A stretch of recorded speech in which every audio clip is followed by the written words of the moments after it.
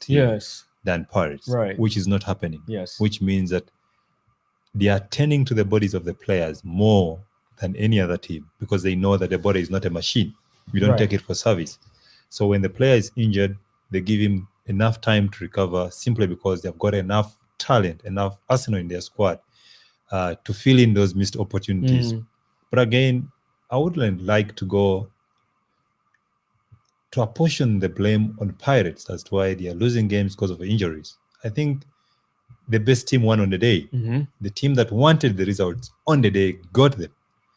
Because what is happening is Pirates was driven into the false sense that they can't pass and possess the ball just like Sundowns. And Sundowns allowed them to have the ball in areas which didn't hurt Sundowns. The moment they were losing the ball, it was always on a counter. You'll get there's one on their bikes, all of them are attacking, numbers in the box, and it's not surprising that they were beaten. Now, the goals, there are some people prefer calling them schoolboy errors.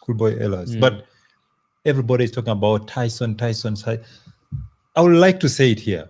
It is criminal for Nyauza to pass Tyson the ball and then is sprinting to open wide away from the goal. You are a defender. Your first priority is to defend the goals.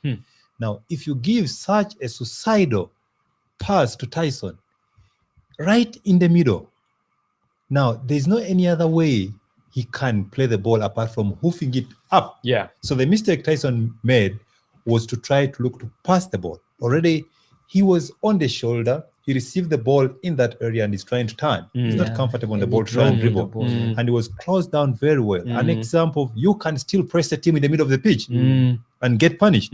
So Nyauza, that was very criminal. You're seeing the left fullback already upfield. The right fullback is already upfield.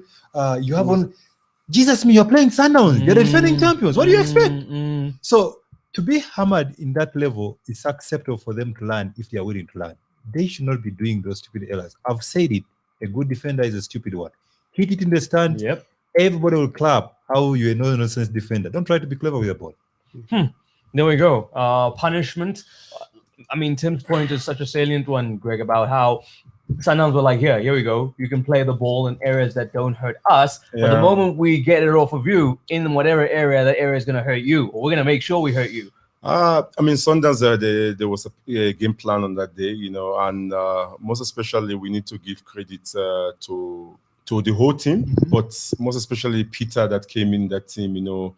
Peter is one different striker. Sundowns normally have good players, they have good strikers, but Peter brought a different dimension in that team. And you can see the last two games they played, they were doing well, but they didn't have that edge, that man that can chase the lost calls, both front and back, defending, checking the start on that day. We saw where he covers. He covers a lot of grounds in that game. But the whole team did very well.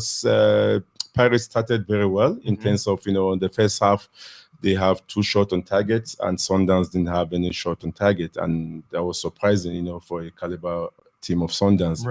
But different Sundowns came in the second half, and they went to the dressing room. Credit must be given to the coaches.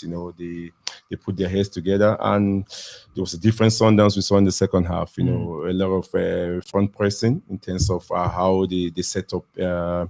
They set the defense of Pirate up, So, but in terms of the second goal for Tyson, I think we spoke about Tyson, in terms of the mistake before this one. On goal, which anyone can make an on goal. But I think it could have been helped with the decision when Sunderland did. When Will caught the ball, you still have your defenders in the box.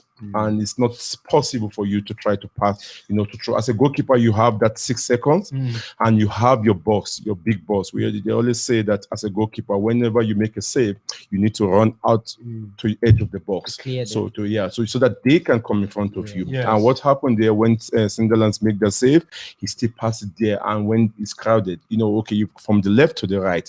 But most the attack came from the left side, and he went back to that position. So I mean, that was individual error. It's not like a team; it's individual error. But you can blame it on Tyson in terms of him where he's coming from, because you have a player that captain the national team. He came from Ajax.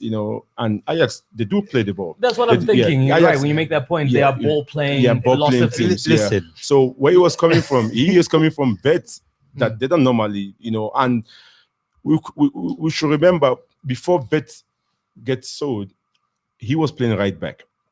But he was, in that season, he was always on the right back. Right. And when he went to Pirate now and started playing centre back, he did a lot of good things in that centre back with Jelly.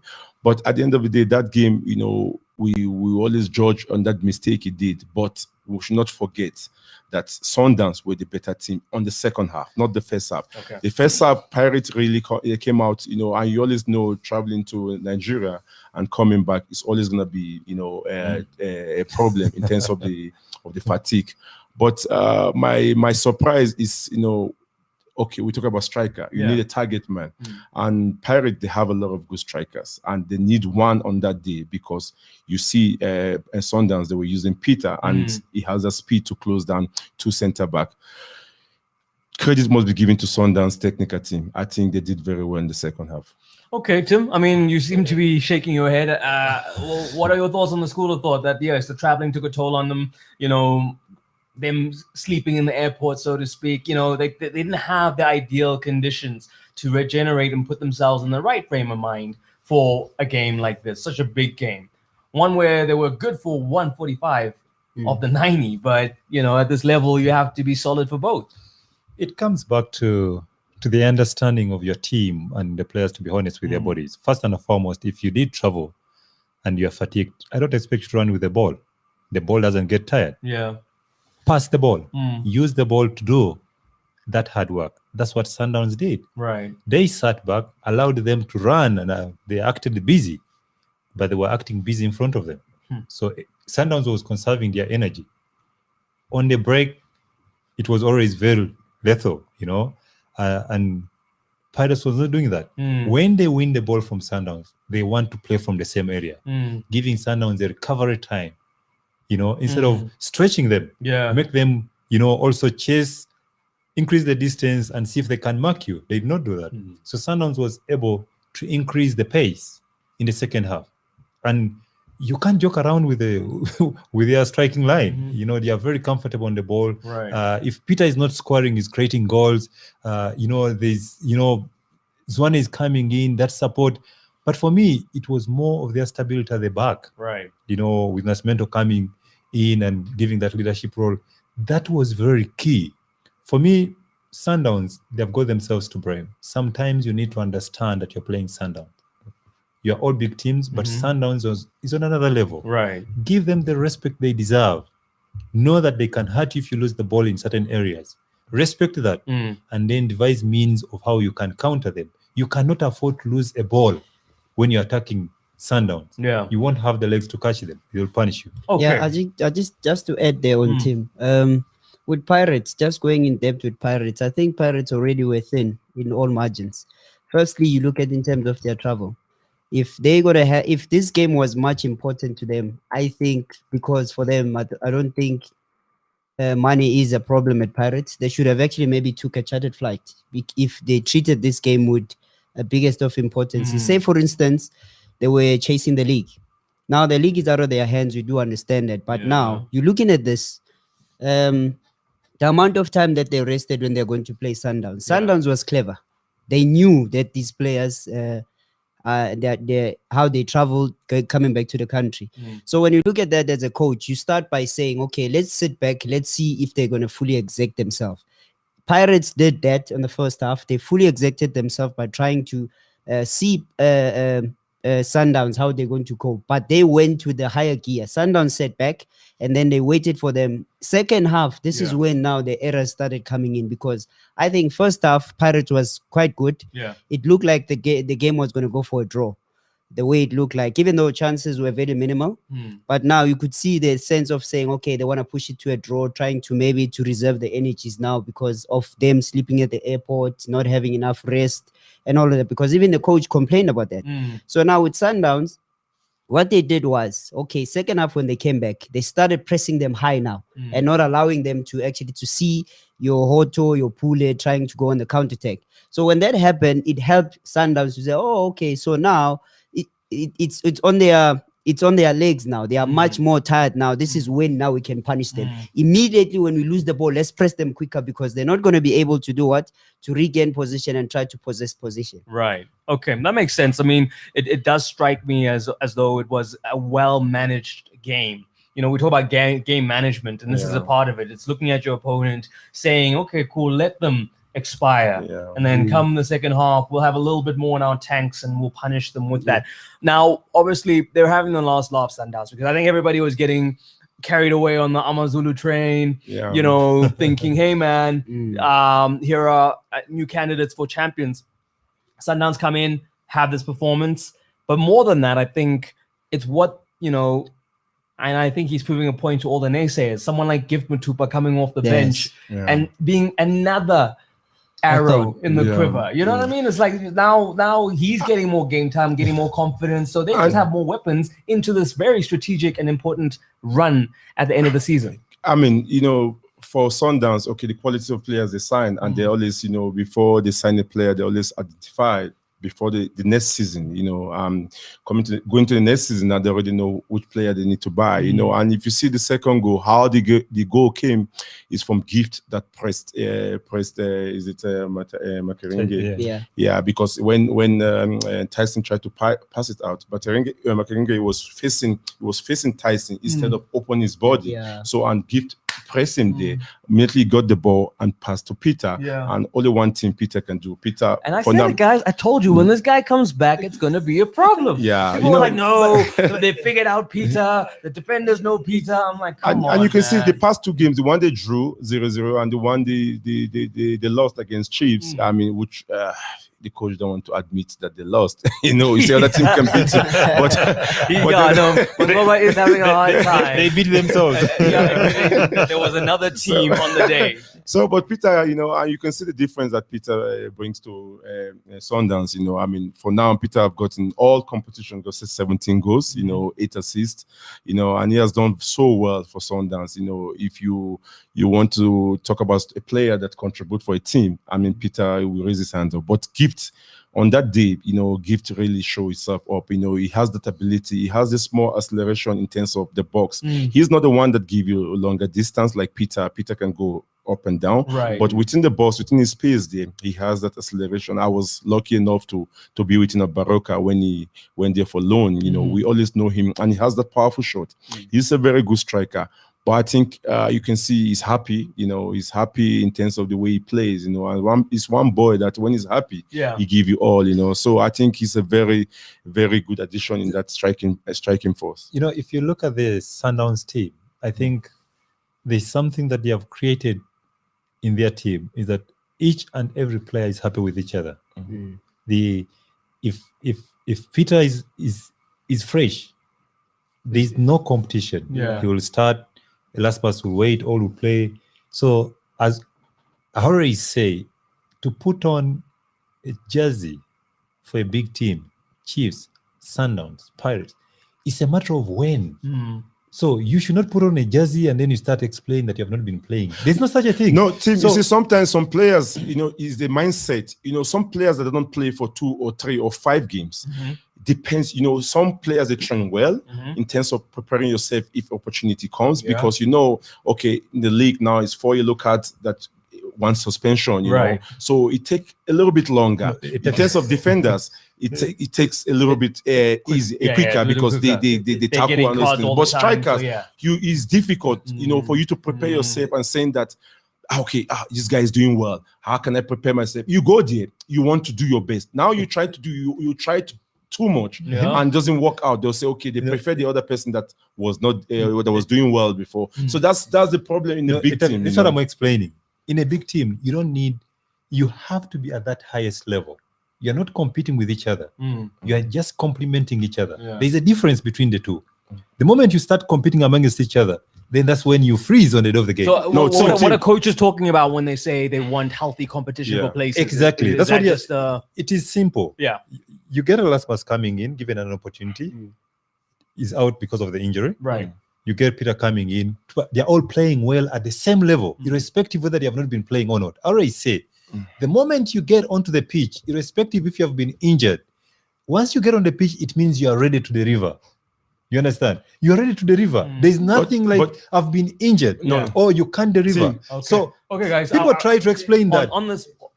Okay. Team, you know, as so here we bear me weakness. You know, when you play for a team, Sundowns, Pirate, Chiefs, there's no allow you to play. I'm fine. I'm sitting on the bench. No, everyone want to play because you want to be a superstar in that team. You go to Sundowns, you go to Pirate. Sundowns is even worse because if you don't play, no one recognizes you. No. Your contract, maybe your contract, they loan you. Sometimes if you don't play 2-3 seasons, you're gonna be loaned out. They're gonna get other person. So yeah, I think if I can just maybe add a little bit. Yeah. I think on this, it's all about freshness, and I think with Sundowns, it's about managing. Yes, I do understand all those players that they are high competitive players. They do understand each other's quality, and that mustn't be disregarded. The only thing that is happening now, it's just that players are getting the chances on the right time. So when one player is injured, then the other can come in. Or when one, it's not a matter of if one player is not doing well, but it's about having to wait for an opportunity and take it. to play. And once you get in there, you take it. But I do know that one of those players, they are trying to make sure that once they grab the jersey, they want to keep it for Do your best on the chosen day. I hear you. And leave your mark. We have a call, guys, coming through. Huh? Not sure who it is. We don't know who it is. I know it must. Oh, good evening. Okay, hi, good evening. How are you? We're good. We're good. How are you? Who are we speaking to? It's Lisa Komeda in Windsor. Okay, in Winchester. Okay. Good evening. Welcome. What would you like to say, sir? No, man, I'm enjoying the discussion that you guys are having there, and obviously looking at the game, big game of the weekend. I think for me, the one thing I just want to say is, there's no substitute for quality. That's what I can say in terms of Mamelodi Sundowns. They have come in through a lot of pressure, whereas everyone was saying now is the ship starting to crumble. But they've shown their quality. And with Peter Sholorule being there, you can't afford to make those kind of mistakes like Shajoy made for sure at the back. And for me, I think they deserve to win this league. I know it's not over, but I think the investment that they've made in terms of the team and having options on the bench as well. Because for me, I think that's one thing that's where they have an upper hand. Yes. If you look at their bench, it's not just a matter of a player that's just going to come in to add numbers. There's a player that's going to come in and really make a huge difference. If you look at Kip Mutupa, if you look at Lake, their bench is just as strong as the starting lineup. Yeah. So for me, I think big ups to the team and big ups to the president for really making such an investment in a club. And I think for me, it's paying dividends for them at the moment. I know it's not over yet, but I think looking at the quality that they have, they should be able to see this one until the end. Which team do you support? Just say that again. Which team do you support? I'm a Kaizer Chiefs supporter. You're a Kaizer Chiefs supporter. Okay. I'm not gonna touch on that because that one hurts. But let's speak about Orlando Pirates. What do you think of their squad? Because we can give plaudits to Sundowns squad, and I think Sundowns squad is so strong that sometimes people forget that other squads are maybe not as strong, but Pirates squad should be competing and doing a lot better. Or do you think that maybe the psychology for all the players and everyone is that once you're out of this title race, so-called title race, heads drop and performances drop? For me, I think really, Pirates, I would really expect them to be competing with Sundowns in terms of the quality. They've managed to sign a couple of players over the season, and I think those players really should be coming through. I think the coach is really not getting it right in terms of getting the team to play in terms of the combination, as well as the starting 11. If you look at the game yesterday, you're starting with Pule and Hot up front, whereas you got strikers on the bench. What does that tell you? Are you really trying to manage the game and really trying to defend against Sundowns, or what is the expectation? So for me, if you're already starting a game with an intention of not losing, out and try to attack like Kaizer Chiefs did, I think they would have been able to really put Sundowns under pressure. But the lineup really told me that he's really looking to defend and really manage the game. And I think, like you said, Sundowns is a very smart team. They're a very smart team. They let them play in the first half and get tired. Yep. And then in the second half, they come out guns blazing. And you don't have really an ammunition in the bench to really come and change the game. By the time the subs come in, the damage is done. So what's the point? Well managed from them. My brother, sorry, we've got so many calls coming in. We really appreciate you calling in. Really give it your best as opposed to going half-hearted.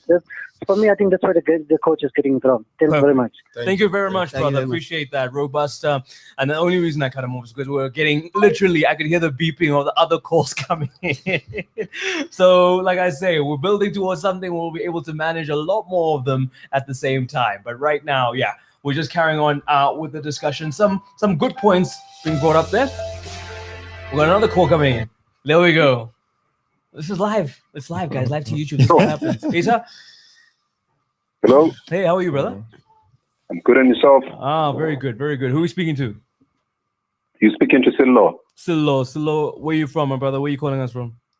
I'm calling from a small town in the Free State called Lenkley. Okay. Yes. Okay, nice. Did you have an asbestos problem there? Was it sorted out? Why are you laughing when I hear you?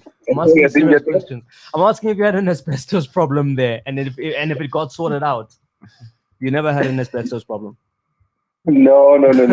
I can barely hear you guys, but really? Can you barely hear us? Okay, cool. We're gonna try and make sure that we push I'm gonna speak really close into the mic. What are you calling us around? What do you want to discuss? Because we've kind of been jumping all over the place. What kind of prickled your ear? Yeah, look, man, I just needed to say that I think there's a lot of disrespect for Sundowns in this country, especially from the media at large and the opposing teams equally. And people don't take into consideration that Sundowns played something like 9 games in the last 29 days, and they had to go through the slump that they went through. Because although we have depth, if that depth doesn't have mileage when they are brought in, if those players have not played, it's different. We were bound to struggle. We are bound to go through what we went through. And now that we've rested, you guys have seen the results. Everyone has seen the results. So I think people need to give us a bit of a respect. They need to. Honestly. I hear you. No, fair enough. I think the thing is for us, it's such a mega club. And I think people look, whenever there's a slip up, they're thinking, oh man, are the wheels coming off? And that's obviously not the case. So, when it comes to Sundowns, they do command, though, a lot of respect. And I just think that if you're a fan, obviously, the moment anything goes wrong, the media kind of picks up on that. And then you're thinking, but guys, my team, they're not superhuman. But we must give credit, as we did in the preamble to the show, is that they were a well-managed team because it shows in the performances and the injury turnaround times, the regeneration. Guys, if you're a Mickey Mouse club, you can't get those things right. You know what I mean? So Sundowns are getting those things right. That speaks to the investment, exactly like what that was said. We got one more call. We're going to take one more comment, and then we're going to get back into the discussion. Who's joining us? Oh, he just hung up. Okay, cool. Guys, listen, keep them coming. We haven't worked out the science just yet, but we're going to figure it out. So, yeah, gents, where are we? There's so much to discuss. Around Sundowns that but we pretty much covered it all. They outsmarted. Oh, we're back on the line. Hello? Can you hear us?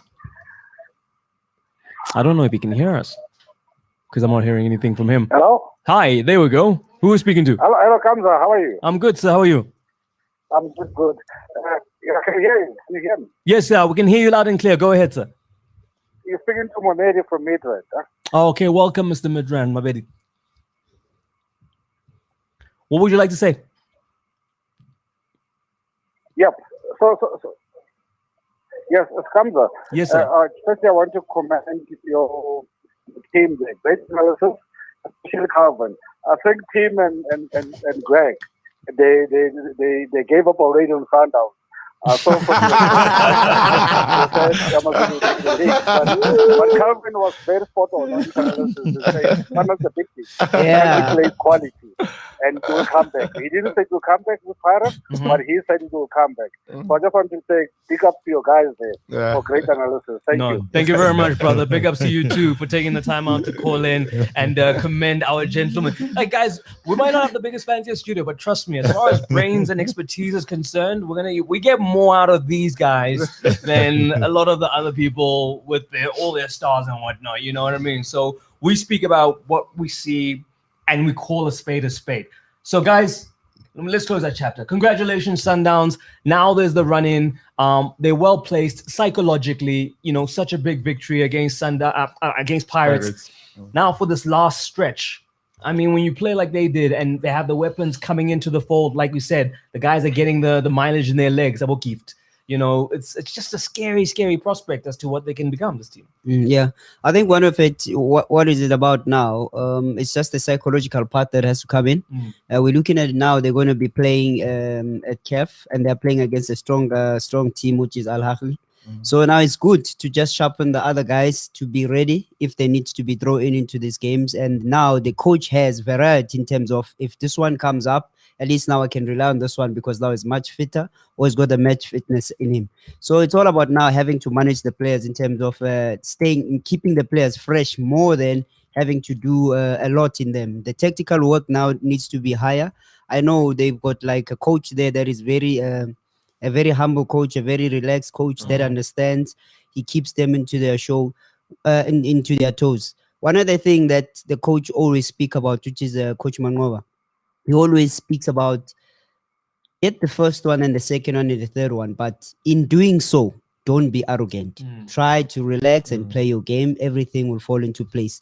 Best planners and best technical and technical analysis on the game. So seeing them to be where they are now, with everybody trying to gang up on Sundowns, and Sundowns managed to get the 3 points. It was great to watch, and it seems as if they're going to finish strong on this one.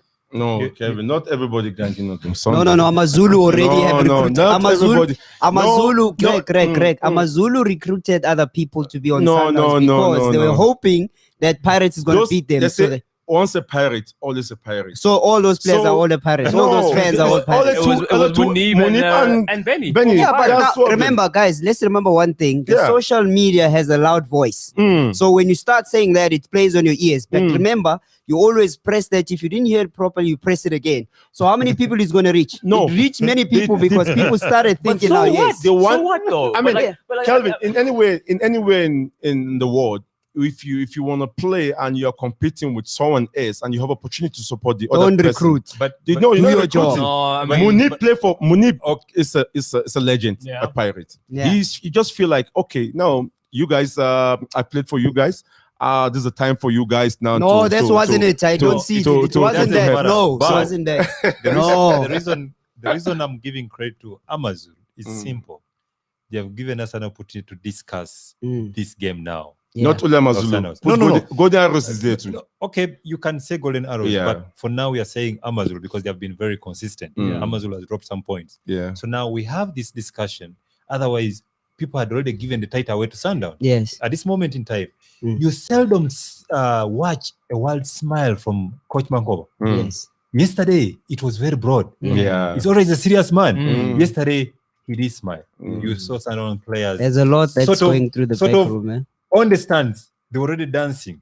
Now, watching Sundowns play for me, it was preparation for that major game against Al Ahly. For me, the preparations were in earnest. Okay. And for me, there's that building in that team. If it is maintained, many great things are coming out Just of to Okay. No. You don't get to add. We have a caller calling with their airtime. They get to add. Okay. Good evening. Who we got on the line? Who do we have on the line? Hello. Hi, good evening. How are you? Yeah, Kamza, sorry, it's Silo. We got cut off earlier. Oh, so Okay, we got cut off. Yes, you were saying that as far as the respect is concerned, you're not feeling the love from the other side of football, as in your opponents and the media. What do you think it's going to take? And I mean, do you not think that Sundowns are held up high enough when they do win things? No, look, Kamza, you see, the problem is it's not even about the manufacturer. So let's look at I just listened to your panel now. Let's look at this past weekend. Yeah. I mean, one of your panelists, I can't remember who between the guys that you have in the studio, they've just mentioned that Pirates had just traveled and they struggled, they slept at the airport and they had only arrived and all of it. But that's what we do as Sundowns year in, year out, season in, season out. Yes, probably now and then we do charter, flights and all that, but that's what we do. People when they criticize Sundowns and then the media, they don't put everything into context. They don't explain that, yes, these guys are going through a speed wobble or whatever, but it's because they've been playing every third day. They've been traveling. They've been in and out. Sure. Like, there's no relative comparison when it comes to Sundowns. Of course. And only when teams like Pirates or Chiefs are going through the same slump, then there's justifications and everything. So all I'm saying is people need to give Sundowns enough respect, Right. and this respect, it should not be contextual. Only when we win, then we get the respect. And then when we didn't even lose so many games, guys. We probably lost one game. I mean, 2 games, one in the league, one in the Nedbank Cup, and probably drew 1 or 2. And it's like everyone, it's like the entire emergency now, I don't know, fraternity is anyone but Sundown. And so that's what I'm talking about. I see your point. And even Kamsa, just quickly before I go off, and I don't know if I'm not allowed to mention this, even some of, and this is what irritates me, even some of your former colleague at that other channel, that other platform, they have this tendency, and it's there. You can even hear the disappointment in the commentators. Like, it's so shocking, guys. It's terrible. So, look, it is, guys. Asalo, I think you make some really cogent points, and you're right. And I think, Sundowns are literally disruptors. They've come in and they've broken up this club of, the Soweto guys, and them kind of being expected to be the ones excelling. Look, I have much respect for Sundowns. I think as far as the structure is concerned, the president put a lot of the right ingredients into the big mixer, and he didn't cut any corners. He didn't skimp. And this is what you're seeing now, is that he's building something so beautiful because he's putting the right ingredients. Yeah. For any team to beat Sundowns, they must but be. Thanks, Kamsa. Thanks for the platform. Thanks, guys. Thank you, Silo. Really appreciate you too, brother. Keep well. I was saying, for any team to beat Sundowns, they must be willing to go on that grass and chase and look for the pin inside that grass. Everybody must work so hard until 95 minutes are finished to stand a chance of beating Sundowns. They're enjoying their game. Every player looks happy. The coaches are happy, but there's much respect to the opponent. They do respect the opponent. They start disrespecting the opponent after they have hammered you. That is Sundown, and that is very professional. But Kabza, Salo must understand that when you're there on the top, a lot of people want to drag you down. This is 16 DSTV Premiership. Yeah. Every club now is fighting to beat on top and to beat Sundowns, because Sundowns have the best. We can say they have the best players to players in every position. Sundowns have that. You can see the quality on Sunday. You take out Modiba, and you bring him Lucky and the quality, and I check the free kick. So it's for you took out Erasmus, you bring Gift. There's no difference. So that's why everyone is saying that Sundowns, shouldn't even lose a game, but they're women is, they can lose a game. Things can happen. Things one way or the other, injuries or fatigue can happen. But because of the expectation and because what they have done so far, so everyone expect them to win games. But look where they're coming from, and they won the league against Chiefs. And what they have done in the Champions League. Right. And if you because now we are competing, they're competing in Champions League. That's where we gauge them now, because not in the league again, because we expect them to always do well. You're a goalkeeper coach, and I've not heard you, mention how do you construct such a wall to prevent it from leaking? No, the goals. No. Putting somebody short. No. That free kick was a well taken free kick. Yeah. No, because to be taken as well. The lining up of the wall. No, the lining up of the shield. Team. If the wall, when you make a wall as a goalkeeper, you have to choose one side to stay. Yes. If it's not, they have to score you on that place. If you have opportunity to save it, you have to save it. But the blame will not go to you. as if they score you on where you stand. Right. You see, so the ball Etafia, I go think over the wall. So you might say that the people that in the wall there, they're not brave enough to put their body on the line. Etafia, one, if you look at that ball, Yeah. it wasn't over the wall. Where was it? No. You have a left-footed because no. Sorry, wait, something simple. You have a left-footed player and a right-footed player. It is basic. And as a goalkeeper, get it's the very tall- difficult. No. You understand? Yeah. You make your wall here. That ball. The question it wa- is, Mm. how do you make the wall? You- Get the tallest player On the far to post. be on the far post to Yeah. close Right. that part. Okay, Right. Simple. Let's Right. see. Let them, because once you make the wall is gonna defend that part of the goal. Okay, yeah. Now, if they score that side, fine, Okay. well and good. Mm. But look at the wall. Yeah, it was. What? huge. No, You're but you see, putting a short man. Then no, a tall one in the middle. no. Come on, guys. Team. How many players are playing there? There's Tyson. There's Nyamuza. There's Mael. Mabaso. Yeah, man. Maela. And who again? Who is tall there? No, there's Otto. So Otto is there. Otto was there. But where do you put it? No, it was. See, you start with the guy outside the wall as a Yes. goalkeeper. Your post, your post is here. I don't know how to. Somebody yeah. should go. So at the end of the post. day, I think Team I think that wall is according to the size of the player that's on the field at that moment. Yeah, but Right. but what you're trying to get to is what the wall was not set properly. What- The how do you tall, say- this is what from I'm the saying. tallest When going you- down. when So you go, if you when that you go was- back, if you put When the you go- tallest going down, Yes. you have a right-footed player. Don't forget there was who was there too. But now, Laki. okay, now I understand you. I Yeah, understand yeah, you, you Greg. see. I understand Yeah, you, Greg. yeah. Now, this is the thing. Mm. If you do follow Sundowns, Yeah. you know who takes free kicks. They might change. Yes, No, I no, no, no, understand no. that, End of the but day. Who on the takes the most- favorite foot, Yeah. on the favorite foot, Yeah. you look at the favorite foot because if it's more on the left, you don't Yeah. expect the right footer to take it. Okay. So now, as you set up your wall, Yeah. you have to set it up from the tall Yeah. going down. So now, if Lake were to take it, because as a keeper, as you say, Yeah. where you are standing, if you are scored there, it's Yeah. not your fault. Yeah. It's okay. No, But it's you are your fault hoping- where you're standing. Yeah. If No, they but scored there, Etafia, if they scored over the wall, Let's Yeah. just slow down, right? thank you. Okay. So how do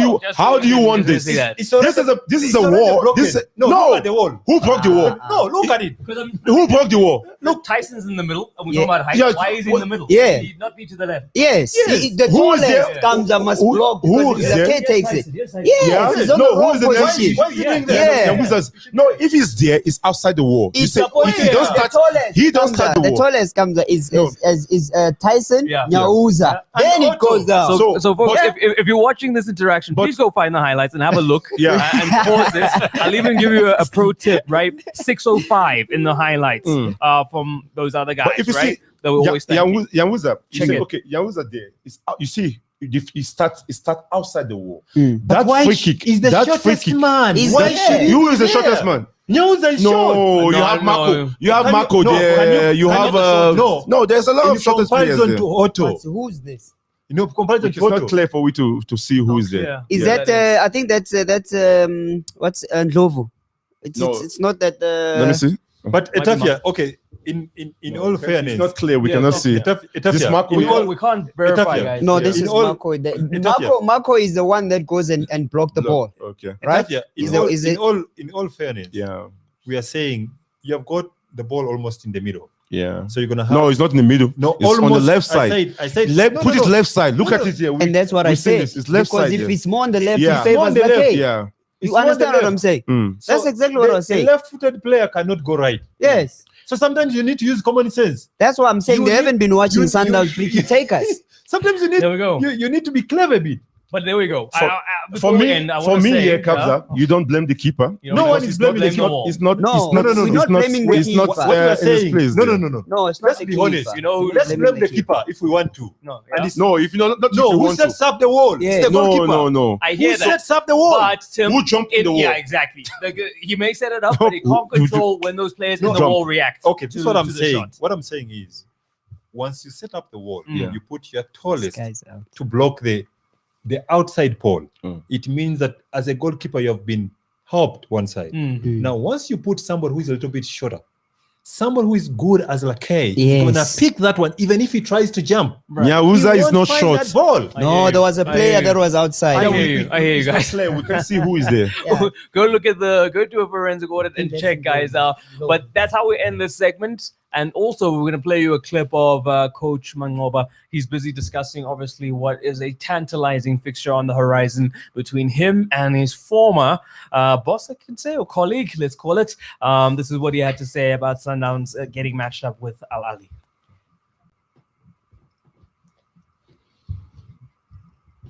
We are very ready for, because we anticipated a game like this. We've played against Ali, Wydad in the quarterfinals before, and coincidentally we played against Ali last season, and we were out in the quarterfinals from Ali.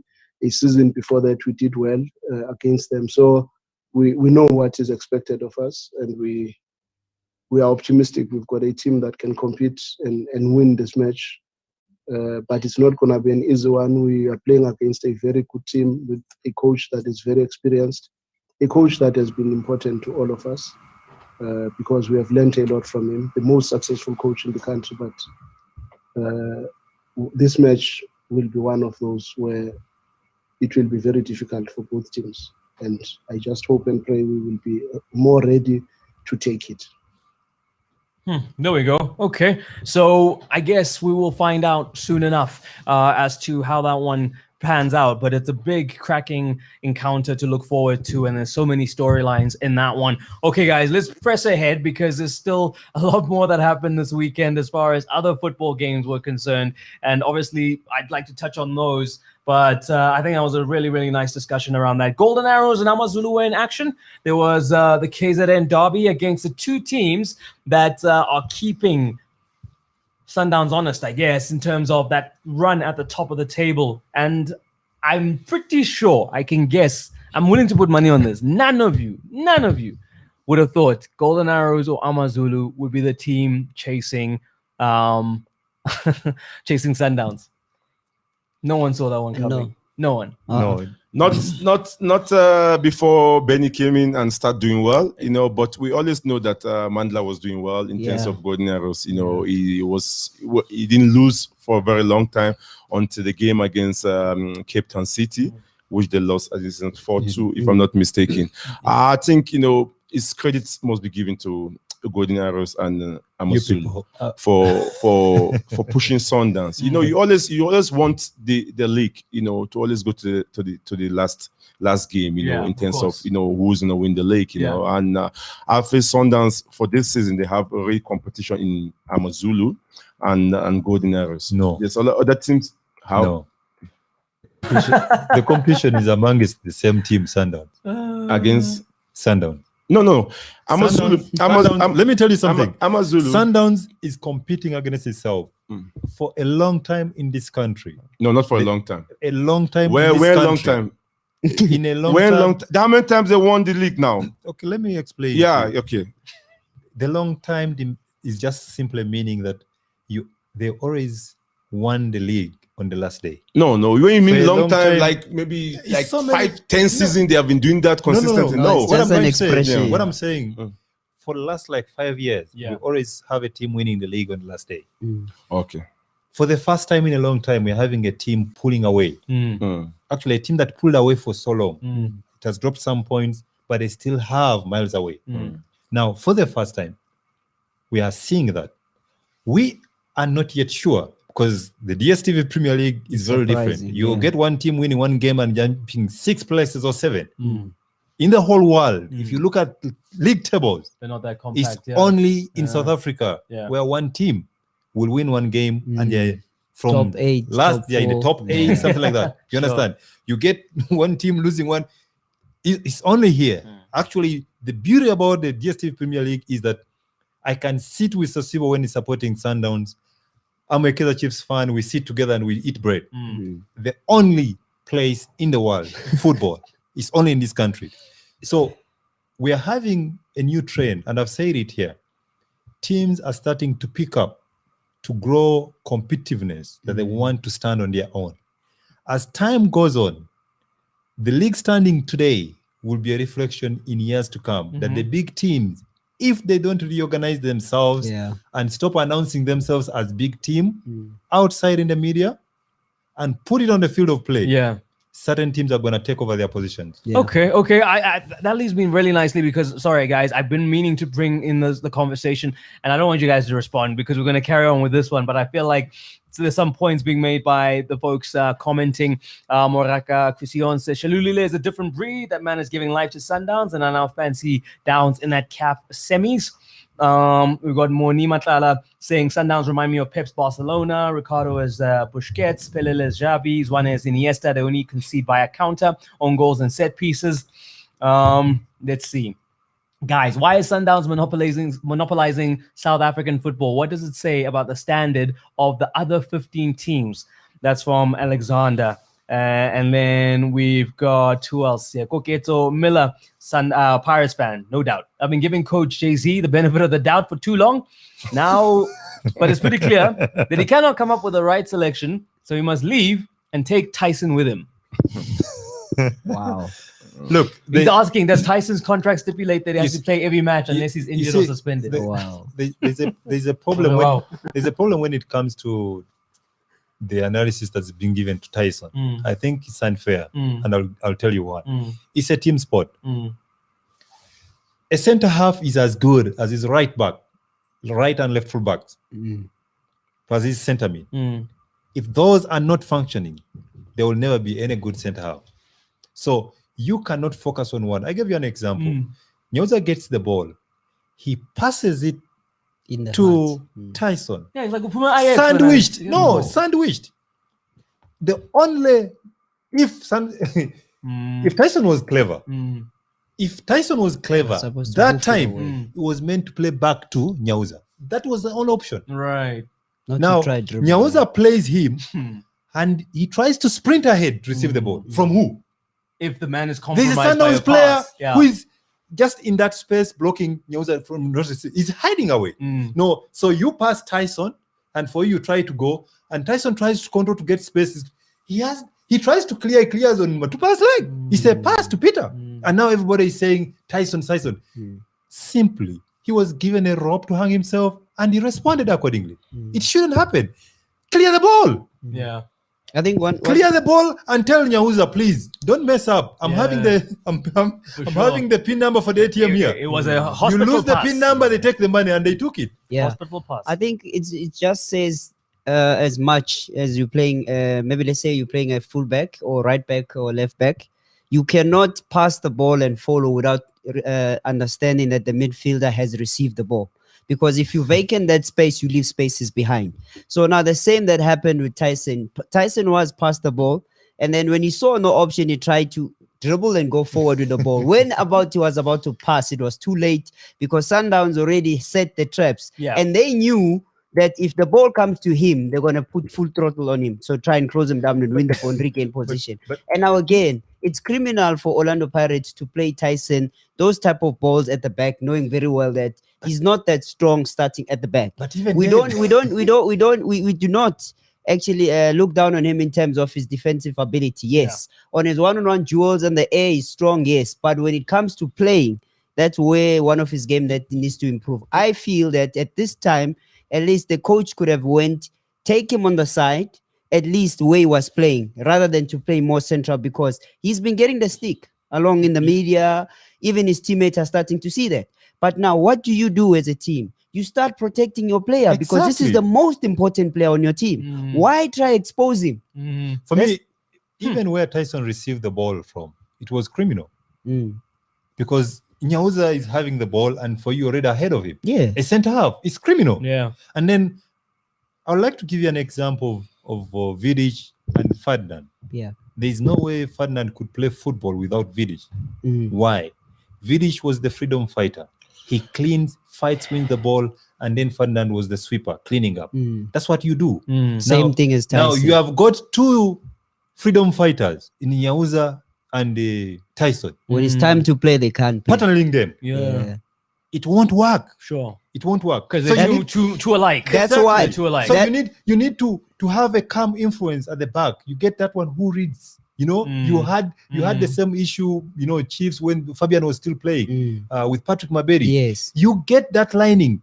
Let me tell you something. Defenders are the greatest thinkers on the field of play. Why? they always have to react. Because there's and danger the field of behind vision them. as well. You Because have the best seat in striker, the house, striker keeper. makes the move and then the defender reacts. Mm. So the defender has to be very smart enough to anticipate Right. that this striker may do this, react, get into those positions. If you don't have that ability to anticipate, you are not fit to be in that position. I think also the absence of Jele proves that balance.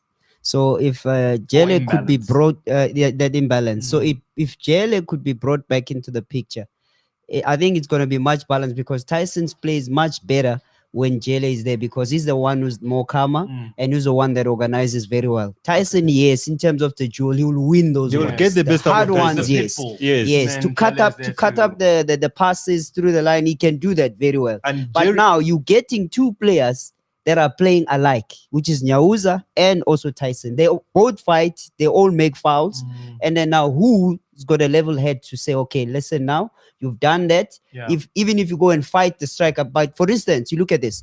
Tyson, if they were playing Sundowns, as they were playing Sundowns now, if Tyson was with Shaolile, Jele was going to be the one that was going to be behind. They were not going to do it the other way around where Jele goes with Shaolile. They will actually say to him, Tyson, go with Shaolile so that you can minimize spaces in his movement. If he drops deeper, then you pass him on. But if he comes on the final third, this is where you stick with him. Okay. If it's tight, then you can always And keep when you're Okay. playing Sundowns, I can guarantee you're not going to have so many tackles. Yeah. You're not going to have so many aerial drills. So I expect the coach to encourage the defenders to stay on their feet. Okay. Stay enough. on your feet. Shove. Just shift. Push them to the side. Make it difficult. If a striker is not facing your goal, it's not dangerous. He For can sure. have the ball the whole day. Yeah. Leave him to have the ball. But just keep the shape. Sundowns, you need to keep the shape. Make it difficult for them to try and turn you to face your goal. There we If go. they do that, you're going to be punished. Okay, cool. Let's have a listen to this voice note that's come in. Remember, guys, the number is on screen. I'll read it out again. 065-874-8881. You can call in or send a voice note. We're going to end this whole reflection in yesterday's game with this voice note and then go back to KZN. Golden Arrows. So we need to finish that up. So here's the voice note. Hi guys, hope you are well. This is Raymond John. It's always good watching you guys. So yeah, in terms of the Sundowns and Pirates game, I also think that, on any given day, those 3 goals shouldn't have been goals because you could check that it was basically basic defensive errors. The first goal was a handball. Sundowns got lucky there. The second goal, like as defenders, I don't know why. I don't know who passed Tyson. Was it Mayela? But for the mere fact that when he was passing Tyson, he was supposed to shout at least and say "men on." So that means that Tyson wasn't really aware that was someone behind him. And when he tried to pass the ball, automatically he lost the ball. But in any given situation, had he been told that, there's a man on you, maybe you would have passed the ball back to Mayala. Mayala would have cleared it. You see, and then the third goal, I think I blame the wall. When you defend set pieces, you must make sure that your wall is set up properly. You must make sure that you jump properly. It's either the ball hits the wall or it goes to the other side that the goalkeeper is standing on. You see, but at the end of the day, I still feel like Pirates were unlucky. I feel like they were trying to approach the game similar to how Chiefs approached the game against Sundowns, and also similar to how Stellenbosch approached the game against Sundowns, when they lost 2-1 with that last minute goal, you see, because I saw from the Stellenbosch game that actually Sundowns is beatable. If you can apply your tactics properly, and if you can stop them from playing the game for quite a period of time and frustrate them, then it will be much easier to beat them. So I think what Zenbawa was doing there was trying to apply the same tactics that Chiefs applied on Sundowns, but I didn't really seem to work well with the Pirates players. But I just hope Pirates starts playing well, because they're gonna play Raja Casablanca, a team that hasn't conceded in the CAF Confed Cup. So they'll have to up their game a bit. They'll have to be much better now. They'll have to train harder and work harder if they really want to win the CAF Confed Cup. Thank you. Oh, thank you very much. That was in depth and very robust. That makes a good point, about the tasks that are up ahead. That kind of events that Mr. Mundela was hoping he'd be a part of. These big matches in Africa against the likes of Raja Casablanca. So that the amazing voice note, the granularity, the detail, really appreciate that. And the more and more we watch these clips, man, Tigelelo Nyauza, he needs to atone, man. Like you just watch, and when you watch with a fine-tooth comb, he's a bit of a liability. And it's interesting to see, as Pirates fans, that it doesn't come up as much. But anyway, he doesn't get to get as harsh criticism as a Tyson. And that's probably because of Tyson's profile as captain of the team and of the national team. So back to Amazulu and Golden Arrows we go, gents. Let's now focus in on these two teams. Amazulu, we were giving them plaudits. If you've just joined us, we were giving them plaudits about how they're giving it a good run and making things interesting as far as Mamelodi Sundowns is concerned, being at the top of the table. But obviously amongst them, the two coaches, there's a battle there within. The blue-eyed boy of South African football, Benny McCarthy, he's in with Amazulu. And you have the old hand and very wise Mandla Nagazi, with this Golden Arrows side also kind of punching above their weight. And it's an interesting battle. I mean, you guys were talking about the camaraderie and whether it's right for coaches to be out there and saying, hey, other coaches, help us out. I think I've seen that where, other coaches are other teams for a favor. And maybe these guys were a bit too blatant about it, whatever. But I think it's brinkmanship and banter. I mean, we can just chalk it off to that. But they didn't need any favors, Amazulu. They were able to do it on their own. And once again, just another confirmation that the project is working. The only problem when you're working on a project in South African football is that there's Sundowns. And that they're going to be ahead of you. But you have to try. With the resources Amazulu are having now and going forward and what the chairman promised and what he want the team to achieve, I think they will compete, for a very long time, and you see a lot of players that going to Amazulu. Like, typical example is Mulenga. You saw him at Pirates. You never see him in terms of the form he is now. You never really, you think that you saw it when he was playing at Zambia. You know that this is a very good player, but he came to Pirates, it didn't work out. But now he's in Amazulu, a lot of assists, and he got 13 assists now, and he's doing very well. I think he's one player, he's lively and Benny said that in his interview and said that, he has a happy player, when he's in the mode, the whole team gelled together. And that Amazulu game against Golden Arrows was a classic game.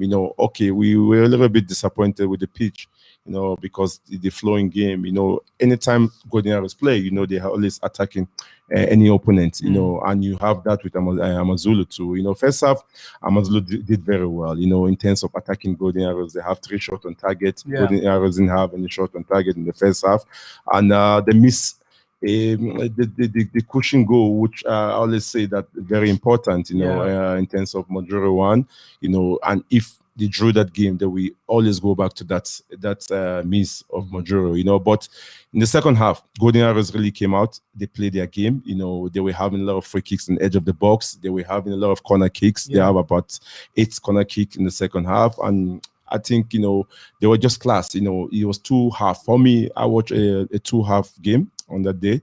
Amazulu got the first half, and Golden Arrows were all over Amazulu second half, because Amazulu needed to defend for their life, and at the end of the day, the goalkeeper, I think, for Amazulu, Munib Joseph have done very good work with him. He's the closest to Dennis Oyango now. Dennis have 14 clean sheet, and I think he has a 12 clean sheet now. I mean, what do you expect for a goalkeeper?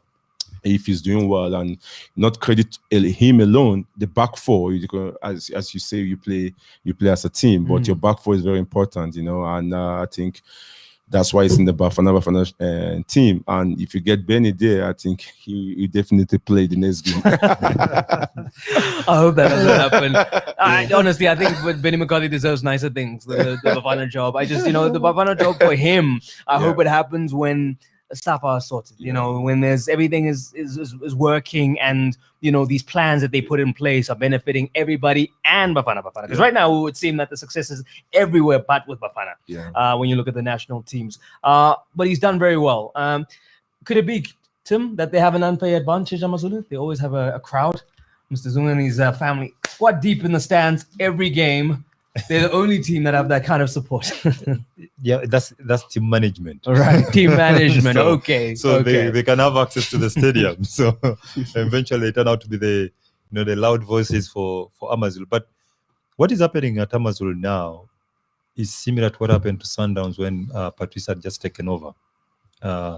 There's a rallying call that they can look after players, and then in Benny, Numveti, and just you have all these young kids saying these are ex-internationals. Yeah, I know these guys. They know what they are doing. Yeah. If I can get an opportunity to go in there, you're going to get players turning down offers to go to Kaizer Chiefs, Pirates, in preference to go to Amazulu because of Benny. Well, the point that you make is that imagine being Luvuyo Memela. Exactly. And thinking to yourself, I'm leaving the bright lights of Joburg, going to sleepy Amazulu or sleepy Durban in a football context, but there he is. He leaves one team that was supposedly going to be challenging for the title to go to another that wasn't, but is. So and that's a now, genius stroke on his part. And even some players, the fringe players in Sundowns, they're going to think, maybe I can go to Amazulu and get some game time because they're almost paying 80% of what I'm earning here, but here I'm not playing. Yeah, and there's a project I can play at Amazulu and grow.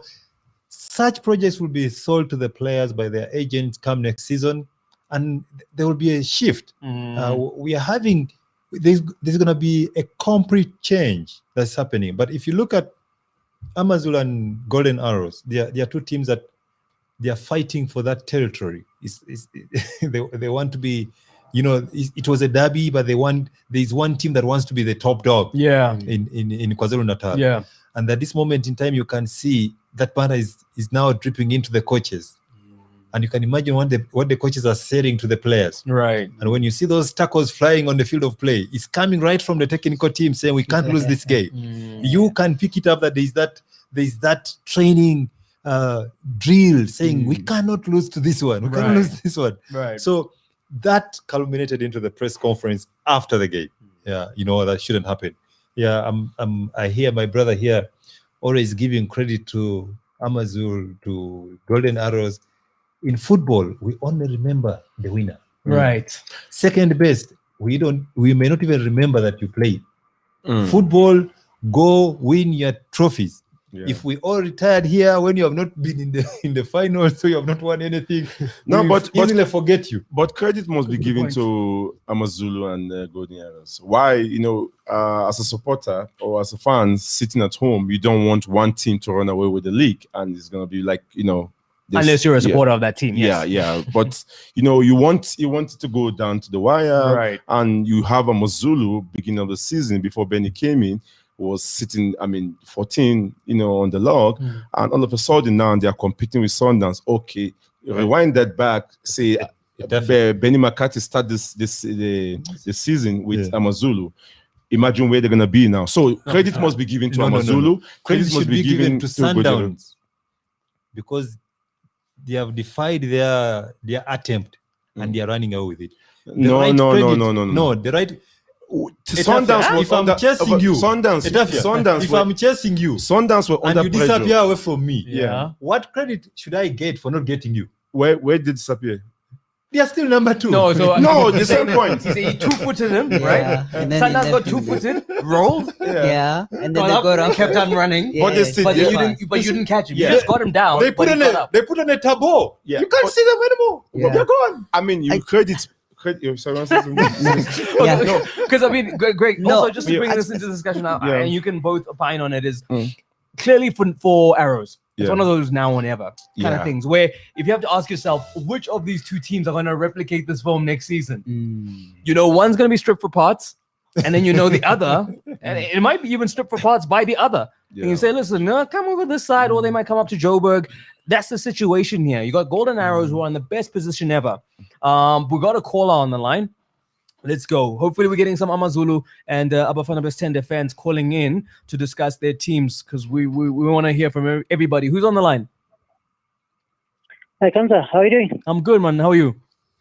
All right, Kamza. I'm really enjoying the discussion. I'm sorry if I'm hogging the lines for the other friends. It's FIFA again. No, it's okay. I mean, it's a different topic, so it's fine. Yeah, I want to talk about AmaZulu. I think for me, the one interesting observation that I've picked up is that they work as a team. I mean, I'm looking at the top goal scorers at AmaZulu. You got Mamela, you got Majoro, you got Mulenga. I mean, it's a team effort. They're not really looking at one sort of player either up front or in the middle to score the goals. And I think, I mean, that's where I really want to give credit to Benny McCarthy in terms of really turning around these players, or the so-called rejects from other teams like Mamela, Mulenga, Tembu. I mean, these players were sort of not wanted by their teams, and we could actually have easily written them off. But the fact that Benny McCarthy has turned them around and really, I mean, Majoro, who would have thought Majoro could be a leading top goal scorer of the team at his age and 34 years old? Greg says I mean, he knew it. Greg says he called marks the great coach that Benny McCarthy is. He actually inspires even the oldest of players like Majoro to really believe and really be hungry to achieve more things. And I mean, I think the one thing that you have to say about Benny, the fact that he doesn't even complain about the fact that I came late in the season, I didn't sign any of these players like some other coaches are complaining about. Because he's not under pressure. He's winning. He's winning. Getting Not on with the job, I've and not yet announced my inspiring the retirement, players to achieve what they've achieved. I mean, if you look at the youngsters like Mabili Swede back, 22 years old. I mean, the youngster is unbelievable. So, I mean, I think great team effort from the team, and I think the great credit for me goes to Coach Benny. Whether at the end of the day they win the league or not, I think for me, people will never forget the season that AmaZulu had this season. So big ups to AmaZulu, and as well as the team that's really working together to achieve what they've achieved so far. Even if they don't make it to the top, but I think they should be able to achieve the goal that was set by the president to at least finish in the top 4. Thank you, Kamza. Great show as always, and really appreciating the discussion that you guys are having there. Thank you, FIFA and Remsek. Take care. Thank you. So there we go. It's all about the pedigree of AmaZulu. They're trying to grow a culture. They're trying to become a factor as far as the South African football is concerned. But then on the opposite side, we do jokingly say Golden Arrows. You know, so many players have come to the fore, and they're a selling club. You know, so how does Mandla Nagazi end this experiment in the season? What is he looking to do or achieve in this last stretch? Obviously, the title is a bit out of the picture. Next season, even if they get into one of those African placings, you find yourselves now with the resources of Golden Arrows trying to go play on those fronts. Some would argue that it's wasted on a team like that as opposed to AmaZulu. So what now for Golden Arrows? They're not in the picture for the title. It's looking like AmaZulu are going to be the also-rans in second place. How do you judge their season? I think they've done fairly well for themselves, and yes, credit goes to Ngazi for the team and for the team persevering to this far. I think the only thing that they need to do now is just that they just don't need to sell those players for continuity's sake. Just keep those players. The chairman must just stop worrying about him getting money at this point. So now if you assemble the team and keep the team up, it's going to be competitive like AmaZulu, because they've been complaining. I heard the coach saying they don't have the financial muscles as strong as AmaZulu. So now what do they have? They have the ability to perform on the field. So keep that bulk of that squad and make sure that they're still there. Yes, maybe in a season or the next season, then you start selling them. But you sell them now for what you have built now. You're going to collapse the ship. So rather keep it steady for now, and then let's see how it goes. Okay, Greg, we're going to get to you in a sec, I promise. Let's go to the lines again. We got another call that's come in. Hi, who's there? Hi, Kamza. It's me again. We got resident callers. No problem. What's up? No, I'm the one who sent the voice note earlier. Oh, yes. Okay. There we go. Nice. Thank you for that voice note. It was really well detailed. Okay. But you know, in terms of age, in terms of Amazulu, man, the problem is that one hasn't really been watching them that much, you see. But I feel like, this season, I bet Benny is mostly focusing on just getting the best out of the players. I don't think he has really set out his philosophy yet, I think he's just working on just getting the best out of these guys and making them do the basics right, you see. But I think maybe next season, because there are rumors that he's going to Bafana, so we don't know. But if he still stays with Amazulu next season, then that's when we'll be able to see his philosophy and see how we can get the team to play, because you must also remember that he also didn't have any preseason, like most coaches as well. And you find that going back to Cape Town City, in his first season, he did very, very well. Second season, the table started falling, you see. So we don't even know what might happen at Amazulu in the second season, where especially when the other clubs start to figure him out now, the way he plays. And then as for Golden Arrows, I'm so impressed with them, with how they played the season. Like, they've become so brave, and I just hope that next season they'll start challenging for honors. I just don't like the statements from Mangan Nikazu when he was asked about, is he part of the people chasing after the title, and then he's like, nah, he's not interested in the league. It's more like he's giving a lot of respect, to your Sundowns, and I think that's the downfall of most of our PSL coaches. They don't realize the talent that they have, and they mostly give too much respect to the big teams. Right. I hear you, and you're right. They give too much respect to the big teams. So I just hope that Manja, can see the real talent that is there in Golden Arrows and continue with this team, and then next season, just give it a shot, even if you don't win the league, but give it a shot. For sure. Let's see how many of those players they can keep. That's the trick, right? But the thing is, I guess we must also acknowledge that with Golden Arrows, the story goes back to when their MDC team was like dominating. You know what I mean? We're very dominant. And so you're seeing like a 4-year process kind of coming into fruition. That's where I'm going to, Kabza.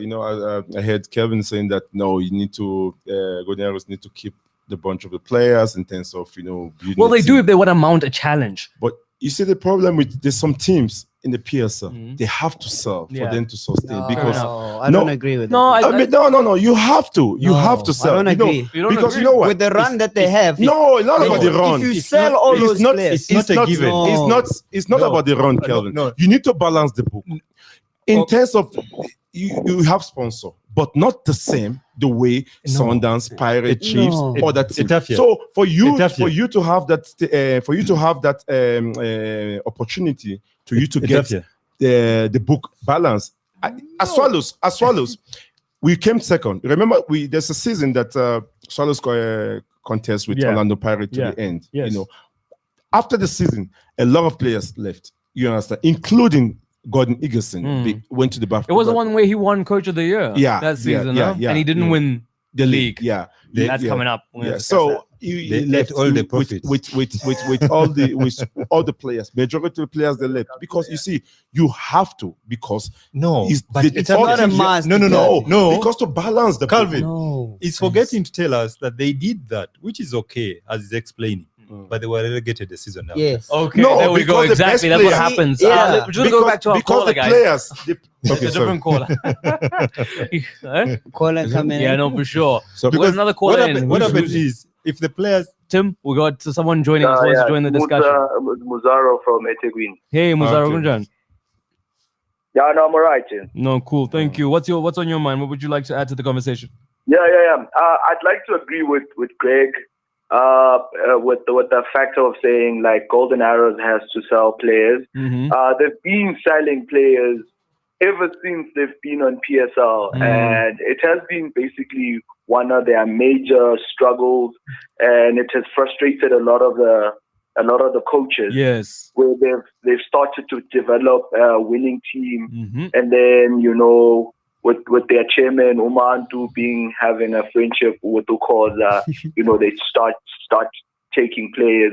Like right now, I predict that the back four is going to be gone. That boy Uma Kubela in the middle, who's been very instrumental they're going to lose him. Mhm. And Mordi with the Paulie pace, Mordi. they're going to lose him. Mm. So, but the thing is, with Arrows, the boys from Durban, you know, have been in the area and they're very passionate and the development there is very good. Sure. So it's I going to mean- be another process of rebuilding, Mm. rebuilding. So I kind of agree with Greg, and it's very, very unfortunate. And guys, awesome show. I'm enjoying it. I'm going to go back to the stream and listen to what you guys are going to say when you reply. Thank you. Thanks. Thanks, brother. Yes, Appreciate it. Yeah, they're a selling club, guys. They've always been. I honestly, you know, I see all the times the moves they make as far as the strategic loans that they make. They don't even buy top players outright. They loan them. It's already you these are signs that this team are not interested. But that defeats the purpose. No, the No, coach is so it's the coach is creating value Thank in you. that team right now. Yeah. He's doing what his job is. Yeah. He's made those guys into world beaters, and now they can sell for a profit. Even and here- then he must do it even- again. even- That's your job. I didn't hire even- you to win the league. I even- hired you to make my players better. Kabza, Okay, so I can make money. that's what we got. Cap- Even the reply Kabza. from him. True. Kabza. But I'm saying Okay. what he has done now. Sorry, Yeah, Greg. no problem. What he has done now, yes, I commend the coach because Yeah. he has put a lot of players on the Yeah. window. Yes, it's for them to accelerate their careers. True. Right. But chances are, most of them, if they move from where they're getting game time and they get to other teams, they might fade. Yes, I It know depends that. where they go. Yeah. Yeah, You must true. go where you're needed. You know, Don't yeah. go where they've got five. But now remember, this is a team that needs to make money. If Manto is going to sit on the table again and also is going to look at the offers, Yeah.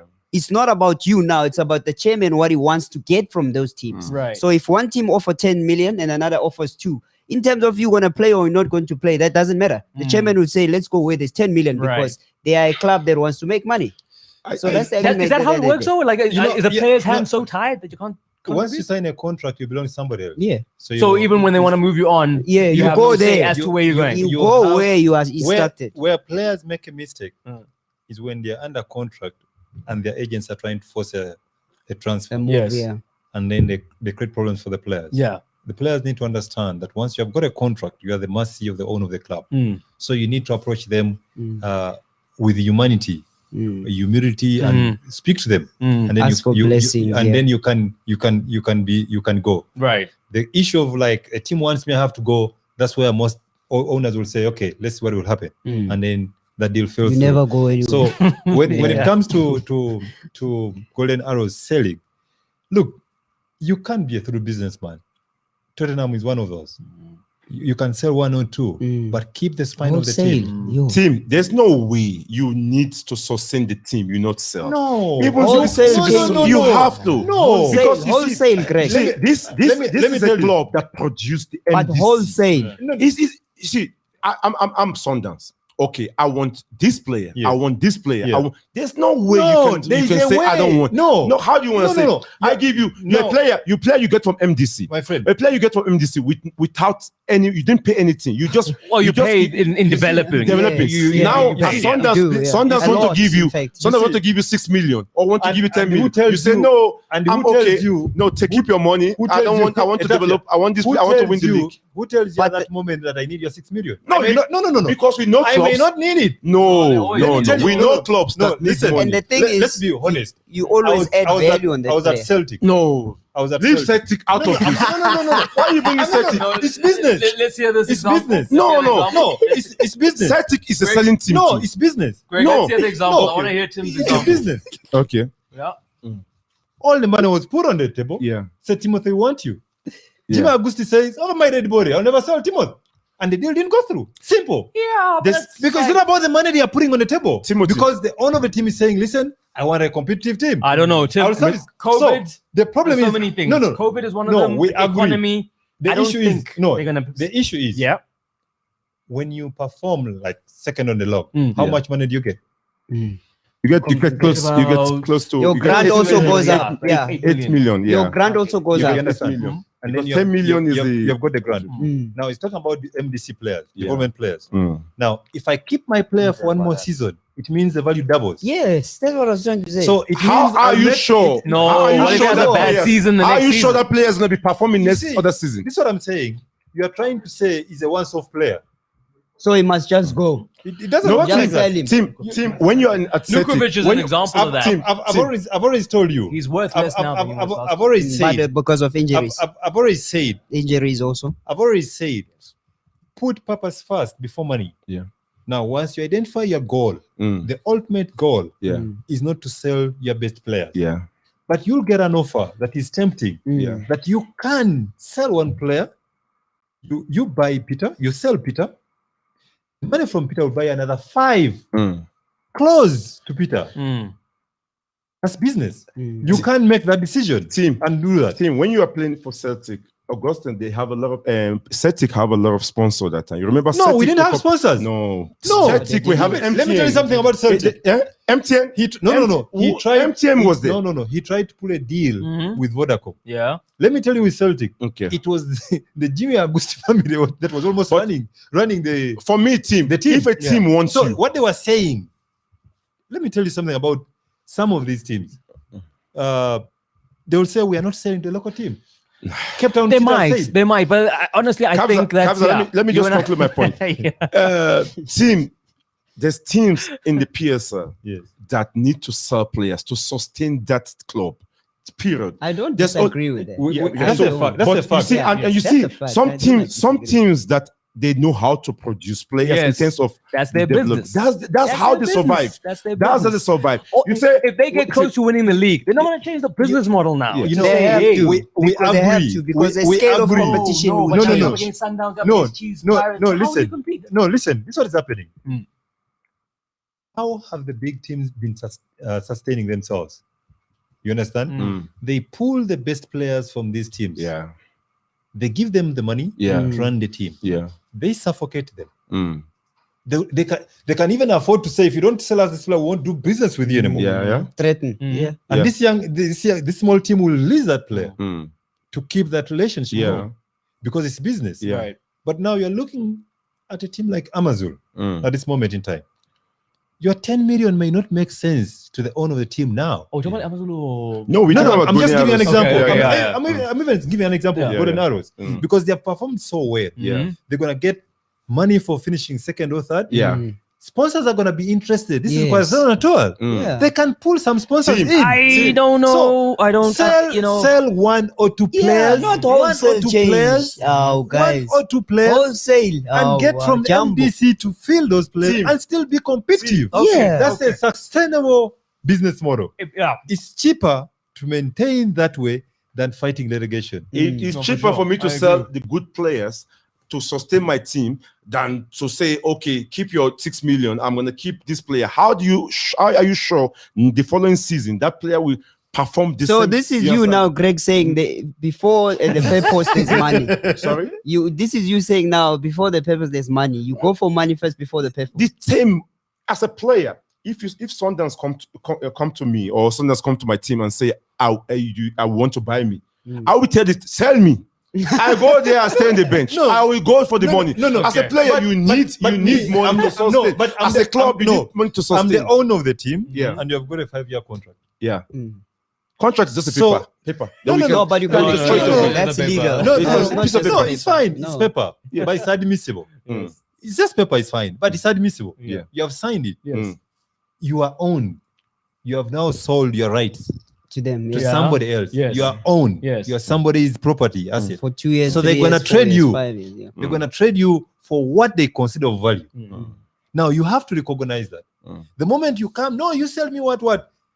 Small teams, you know what they do? The next time you are in the stands, you won't see any green grass again. No, team. We are saying that to do business, I suggest you don't sell your whole team. Not the whole team, but their best players are going to leave. No, this is the problem. No, it will depend on the owner of the team to make that call. But you know what? It might, but I really think they're going to lose their players. The best ones anyway. I'm sorry, Golden Arrows are not going to be coming back next season to try and compete for the PSL title because I think they understand that around them, the other teams have more resources and more money to get better. So why try compete against people who are literally 5 to 10 years ahead of you? Lunga is already pre-contract with Sundance. There we go. The left back. There we go. Cool. Time for a voice note. Why is it also that we find the difference between local and international coaches? Why don't any coach that comes into South Africa be taught our way of playing and bring the best they can bring to those players, but playing South African football, which is carpet football. Out of the 16 teams in the PSL, shouldn't at least 12 to 14 teams play South African football? Because when you look at your La Ligas, you notice that those teams, they're, as much as they're in the bottom, but they play the same type of football. And that's why maybe it helps when it comes to the international platform. That's quite a good one. Yeah, I was going to tell him why that happens, though. Club chairman. Yeah, that's the reason. There's That's two the only things. reason there's no. You're putting pressure for the coaches to win, but you're going to La Liga, Atletico Bilbao, they play all the local players, and they're doing very well. The Basque region, yes, yeah. So it might happen. They say, okay, no, Kelvin, you're not under pressure. You can perform. We want to finish in so position. It's fine. But you talk about the Pirates, the Sundowns, the Chiefs. There's no way you perform just for fun. There's no way you go there and say that, oh, no, I'm just playing for... No, you need to win trophy. You're under pressure to win games. I think it's very important for a team to have an identity. Yeah. Once a team has got an identity, then whichever player comes in has to fit it. Yeah. You have heard Sundown saying, the moment we recruit you, we take you maybe through MDC, through the system, so that you get to understand the Sundowns way. Yeah. You are not immediately coming into the first team. There's that initiation that takes place. Yeah. So there has to be an identity for the team. You always so often hear the South African way of playing football and everything. The last time Bafana won the African Cup of Nations was 1996. And the defending champion wasn't there. So it's defending champion was not there. You see, it's a long time to talk about the identity. Defending champion didn't come to the tournament because you are not good enough to be there. No, how can you be defending champion? You have to be in the tournament. You cannot even be available to defend the trophy. You can't say they won the tournament. You can't hold the headline. But what I'm saying is, football evolves. Yeah. You need to adopt and be acceptable to the current rigors of football. You can play your own way. We have got the likes of Brazil. They are no longer playing the Shamba football. Why? The likes of their best players, the Neymars, have moved from Brazil. They are now in Europe. So they have got the European way of playing football, and that's why they are taking back in Brazil. Somebody will say that that's why they are struggling. But I beg to disagree. Football evolves. You need to adopt and get yourself in those competitive levels. If you decide to say you're going to play on maybe the NKC players, then you're going to miss the rest of the quality from the rest. Embrace everyone, but the team should have an identity. A synergy, No, for sure. No, I think those are some good points there. And then we speak about like how it is a results-based business. So a lot of the time what you have is just chairman telling these coaches, and I'm sure a lot of coaches coming in saying, forget that shoe shine stuff. Let me give you 3 points. Let me get your results. And then, most people just want to win. So, the coach that we know for playing that shoe shine just got put on administrative leave today. You play shoe shine and then the results aren't forthcoming, and then all of a sudden you're put on then your shoe shine is poor. Well, I think it's maybe the other fundamentals need to be taken care of before you can get to the shoe shine. Let me tell you, Sundowns yesterday could afford to do whatever they wanted because they are 3 goals up. Position, yes. Do their business first. Then you can dance with the ball, everything. It's okay. But that's the thing. If I'm spending the whole 90 minutes, Tim, trying to get the result, it means there'll be no time for shoe shine. And that's how the game has evolved. Now we're playing and I need to get the result. The issue is when you play well, and we're talking about well, the result will be there to show. But now, if you're trying to get the ball as a defender, now you want to dribble because you want to entertain people. Then you lose the ball, they score you, then you start explaining yourself. What's that? It doesn't make sense. The ultimate goal is to win the game. Right. Get the goals. That's why I agree with you. That's why I say a lot of coaches have said, like, whatever means necessary. Even if it means we lose our identity. I mean, how many times did we hear that with Ernst last season? How many times are we hearing it with Gavin this season? That, like, people want to see entertaining football, but it's like, guys, I've got a job that I'm trying to keep here. When the team signed, when a coach signed a contract with a team, they will give you a mandate to say, okay, we want to finish in top 8, we want to finish in top 4. You can't all of a sudden you say, no, I want shoe shine, I want to attack. No, it's a beast, because if you go out or you get relegated, you're losing a lot of money. Right. PSL is about 45 million and NFD about 6 million. There's a big gap, and no one wants to go to that league. So at the end of the day, you come, you say, let me sprint to that 30 points, because everyone in the PSL, when the season starts, they want to sprint to that 30 points. After you get that 30 point, 32 points, now you can say, okay, now I'm looking forward. Now, like okay, the typical example, the typical example is with Swallows. Right. Swallows situation, they came from the NFD. Now they in the PSL. So let us just get. Yeah, they had a target for stability, and that's what they wanted. Now they start competing. All of a sudden, the mandate change. No, but that's why they are still happy. They're not struggling. No, they're not struggling. No, but you have just said it. You have just said it at the beginning. At the beginning, they were competing. You understand? You have just said it. You have summed it up. It is simple. No, Tim, I didn't sum. Don't put word in my mouth. No, I didn't sum it up. I'm saying that you come get the result. At the first round of the season, they got the result. They're playing direct football. They're scoring goals. Yeah. Now things are not going well. Why we say things are not going well with them now is because they're playing draws. And they're not losing. They only lost one game for the whole season. So they're there where they want to be. But is the mandate when they started, they're up there, so they feel like they're gonna compete. But if you ask them in the boardroom and say where you want to finish, you say no, we don't want to get relegated. We want to be there. Top 8 would be nice. So you, as a coach, your first priority is for you to win game. Sprint to that 30 points, sprint to that 32 points, stay in the league. Now you can say, okay, from there you can build on. Okay, for me, it is something that is very simple. You know, sometimes you're getting people in the boardroom who don't really understand football. No. Which team are you saying about? The 16 PSL team. Everyone in the boardroom understands football, and they sign a coach for them to do a job for them. You cannot just go and have a team and say, I don't understand football. When we talk about understanding football, the reason why we're here is because football is a game of opinion. And our opinions differ. We don't always agree. So in the boardroom, there are bosses who make emotional decisions. Team, when my team is losing, I'm not emotional. I'm telling you, I want my team to win. You're proving you're one of them. No, because now you lose against Sundowns, and you think your team is so good to beat Sundowns. No, you fire the coach. It's not only Sundowns in the league. No. I'm just giving you an example. So what I'm trying to say is, you should be rational. Don't use emotions. You should be able to understand football. One example of such a chairman is the Kaizer Chiefs chairman. Very patient, and when he makes a decision, everybody will support an informed decision, right? Because he has given you all the resources. Every time there's no knee-jerk reaction. So that's the understanding that should happen. You can't have a person like Chipa. Now all coaches, because if they are not desperate for a job, if they're not desperate for a job, they won't go there. Okay, I hear you. He's saying that Chipa might have business acumen, but he might not have the football acumen of definitely, you know, Dr. Kaiser. So it's that kind of thing. I think that's the point that he's making. Let's move on that note to Kaizer Chiefs and the weekend they've had.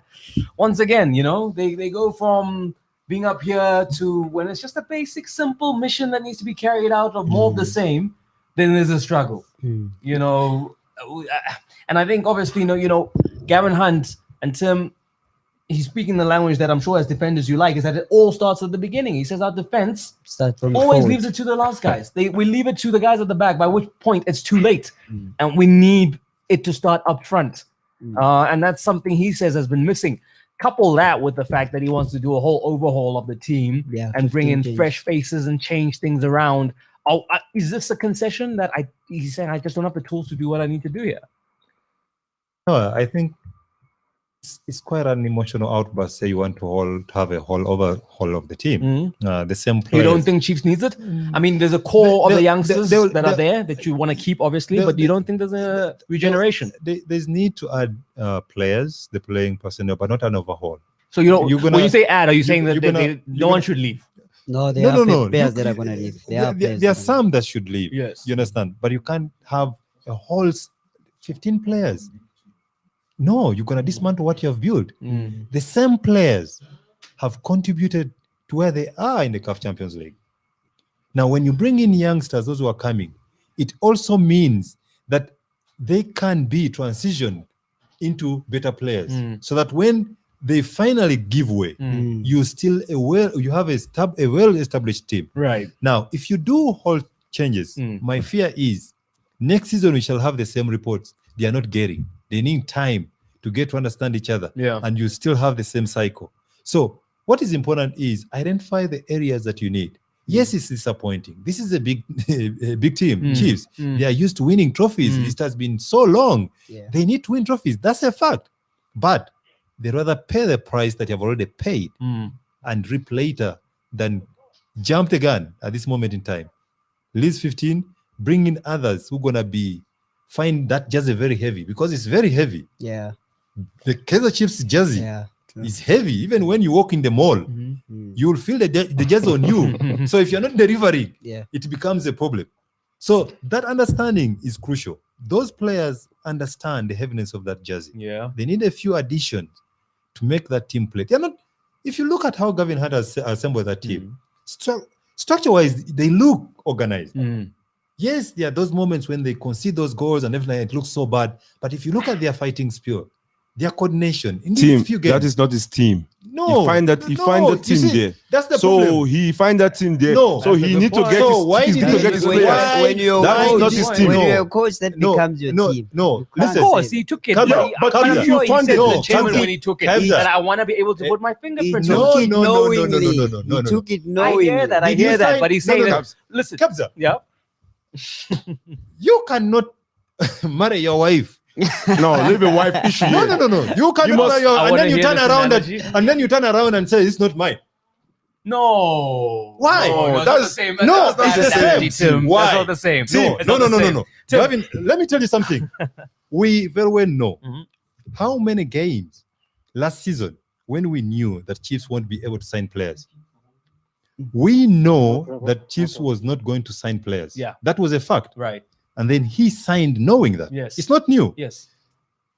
This media story that is not signing players is to try to polish the brand, what is going wrong. But Tim, we all know he didn't sign these players. No. So how can you say that you media But want those to are, polish? those There's are no the same punishment. players who finished second last season. But there was, I told you before, they started with the fans and they end up without the fans. They lose the league. There we go. Okay, guys.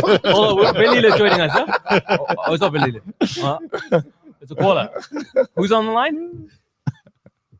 Hi, Kamza. How are you doing? Good and you, sir. All right, Kamza, it's a few seconds then, sir. I just want to touch on briefly on Kaizer Chiefs as well. Yes, please go ahead. Kamza, I'm one of the really staunch supporters of Kaizer Chiefs, and my heart is bleeding at the moment. Yeah. Looking at the way the team is playing and the coach that seemingly is also lost and is not sure what he wants to do. For me, I think we need to stop making excuses for Gavin Hunt. I think he has had enough time to really try and build the foundation.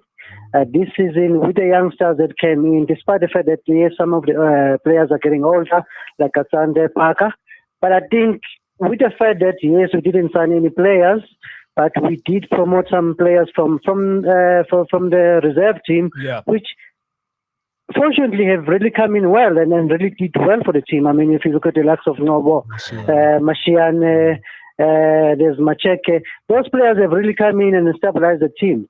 The biggest thing for me is the fact that Gavin Hunt seems to be, I think he's lost. I think the team is too big for him.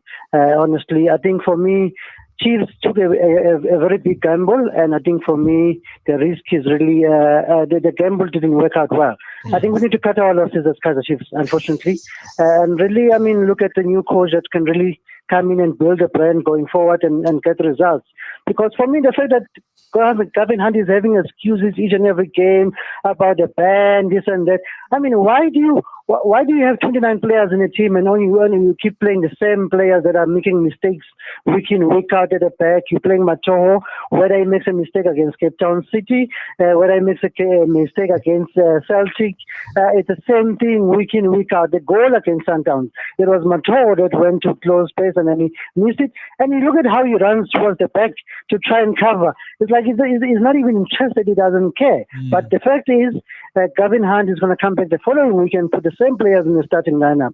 I mean, where's Ake? You got players on the bench. Where's Ake? Where's Rama to try and cover for those mistakes that are happening at the back? It's not happening. So when you are a coach and you are new in the team and you already have favorites, like Parker, who's going to play 90 minutes week in, week out, whether he delivers anything or not. You're going to put him even at the left back if it means to. I'm not going to be surprised next week if Parker is playing as a goalkeeper, because it seems like no matter what he does, he has to be on the field. He has to play 90 minutes. What is he giving the team? Nothing. So for me, you got favorites as a coach already. You got Parker who can't do no wrong. You got Matoho who's going to make mistakes each and every week, and you're going to continue fielding him. You got one player who was playing very well up until he made one mistake against SuperSport, which is Agay. Yeah. And then Agay has never seen even the bench since then. What has gone wrong? Okay. So for me, is Gavin Hunt, I don't think is really a good coach for Kaizer Chiefs. He may be a good coach, but for Chiefs, I think the brand may be too big for him. And I think so far, I think he's really failing us. I mean, if you look at his stats, he has played now 37 games, if I'm not mistaken. 39 games. Won 11, lost 12, drawn 16. I mean, the moment that loss ratio is above the games that you've won, for me, I think it's a sign. So if you sign any players next season, yes, it's okay. We can sign players. But what guarantee does it give you that those players that are going to come in are going to really give you the results? Next season is going to come up with a new speech to say, no, I got a new team, I got new players that I need to try and get them to gel together. Where are we going to be? By the end of the season, he's going to be looking at the third season for him, and he will never achieve anything. So for me, let's cut our losses. Let's get a new coach who knows how to win and stop making excuses. I mentioned Benny McCarthy earlier to say he has come in, he hasn't signed any players, and he's delivered the result. Look at the new Chippa United coach who has come in about 3 games ago. He has won 2 games and drawn 1 now. He's not making excuses about signing any players. Why would you allow Gavin Hunt to keep making excuses for himself for not getting the results, whereas he's got the players and the quality that he has? I mean, this is the same team that finished second last season. Yes, right? I hear that. You're But telling me that Nukovic can be a bad player overnight. He scored 14 goals last season. This season he's lost. He's only scored 2 goals, and it seems like he's not even a piece. So let me leave it there, but not take too much time. But I think for me, his Chiefs needs to really give others one and maybe Dylan Shepard to finish the season. Cut your losses with Gavin Hunt. If it's about the money, we don't mind as fans. We can contribute in terms of getting the deal for Gavin Hunt to leave. I think we've seen enough for the season. Thank you very much. I just want to ask something. I want to ask you something before you go. What if what you're seeing as far as his squad on match day is a direct relation to who puts in the most effort at training? How would that then change your mind? If the players you're seeing playing week in, week out, if Gavin Hunt turned around to you and like, listen, those are the guys who give me the most in training, what would you say to him then? Kamza, for me, the question is, are you interested in what it's going to give you the result at training, or are you interested no, but training, in training for most coaches, let me put it this way. For training, it starts at training for most coaches. Without training, they can't make a decision. But that's where, for me, this video analysis comes in, which I believe is not a fan of, right?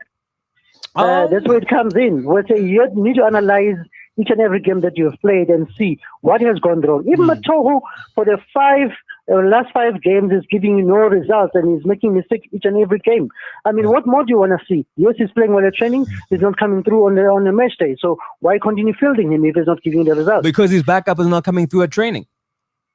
Now, I'm saying he may be playing well at the training, but I mean, if you see him, he's not copying on match day. Why continue fielding him? Yeah, but what I'm saying to you is that the alternative is someone who's not performing even before the game. So as a coach, what must I do when the players, the squad that everyone says I have, if some of the players don't come before we even get to the main event, right? Training is just the basis of the decision. I'm going to ask the former players to give me their thoughts on this one, but I just want to ask you, what if this is literally him saying that every time I shuffle the pack, this is the best I can get out of it? Where does the blame just as the last point, right? Just as the last point for me is I'll be very interested to see what is Gavin Hunt or what is Bernard Parker giving Hunt at training that we're not seeing on match day. I'll be very interested to see what is Matoho giving Gavin Hunt at training that we're not seeing on match day. Because as supporters, we only see what we see on the field. We're not involved with training. So, I mean, for me, we need to cut our losses. He's lost the plot and he doesn't know what he's doing. Greg wants to ask you something. Sorry, before you go, I mean, last season, Kaiser Chiefs started with supporters, and you one of the supporters, and you guys were very strong as a 12th man on the pitch, and they did very well. And going to the bubble, there was no supporters, and they lost the league. So, and this season now, they are playing in two fronts. Don't forget the Champions League, and don't forget the league. You can say, I mean, Kaiser Chiefs in the semi-finals in the Champions League, which is great for the club. I mean, you know, everything is going well. But the league, they're not doing well. But the league haven't finished yet. But 4 games to go now. I think Gavin, for me, he need a full season in terms of his own players. Like when I mean his own players, so this one has been a half season. Wait. You know what? When I mean his own players, I'm talking about we know the style of play he played. He likes, wingers. He like a big striker that can, he let him build his own team. Before 10 games, you can judge him from there, or 5 games, and say, okay, you're not doing well, you can leave. The Champions League, there's CAF there. So they're playing league and there's CAF. I don't know what you say about that. They're in the semi-finals in the CAF. You don't forget about that. Thank you very much for your call, brother. We appreciate you. Etafe is suggesting there are some players who are so good when they are fans. Yeah. And some players who are not good when they are not fans. No, Tim, what I'm trying to say. So for me, this is what is happening. For me, this is what is happening. You need to appreciate what you have. You can't complain about what you don't have because it's not there. What you have is what you have. So you have to use the best with what you have.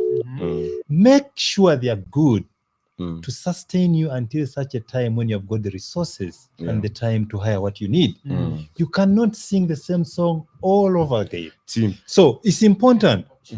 The same players who are playing in the Champions League and getting results are the same players who are playing in the league.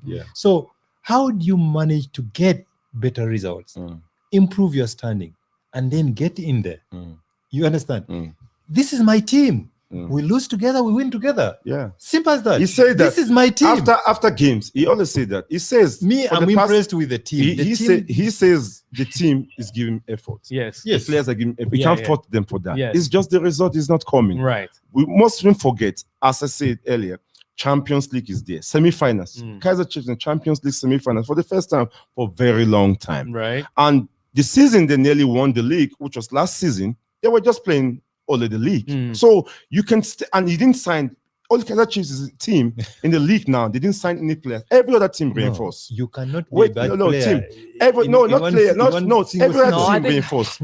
Every other team reinforced in terms of adding value because competition.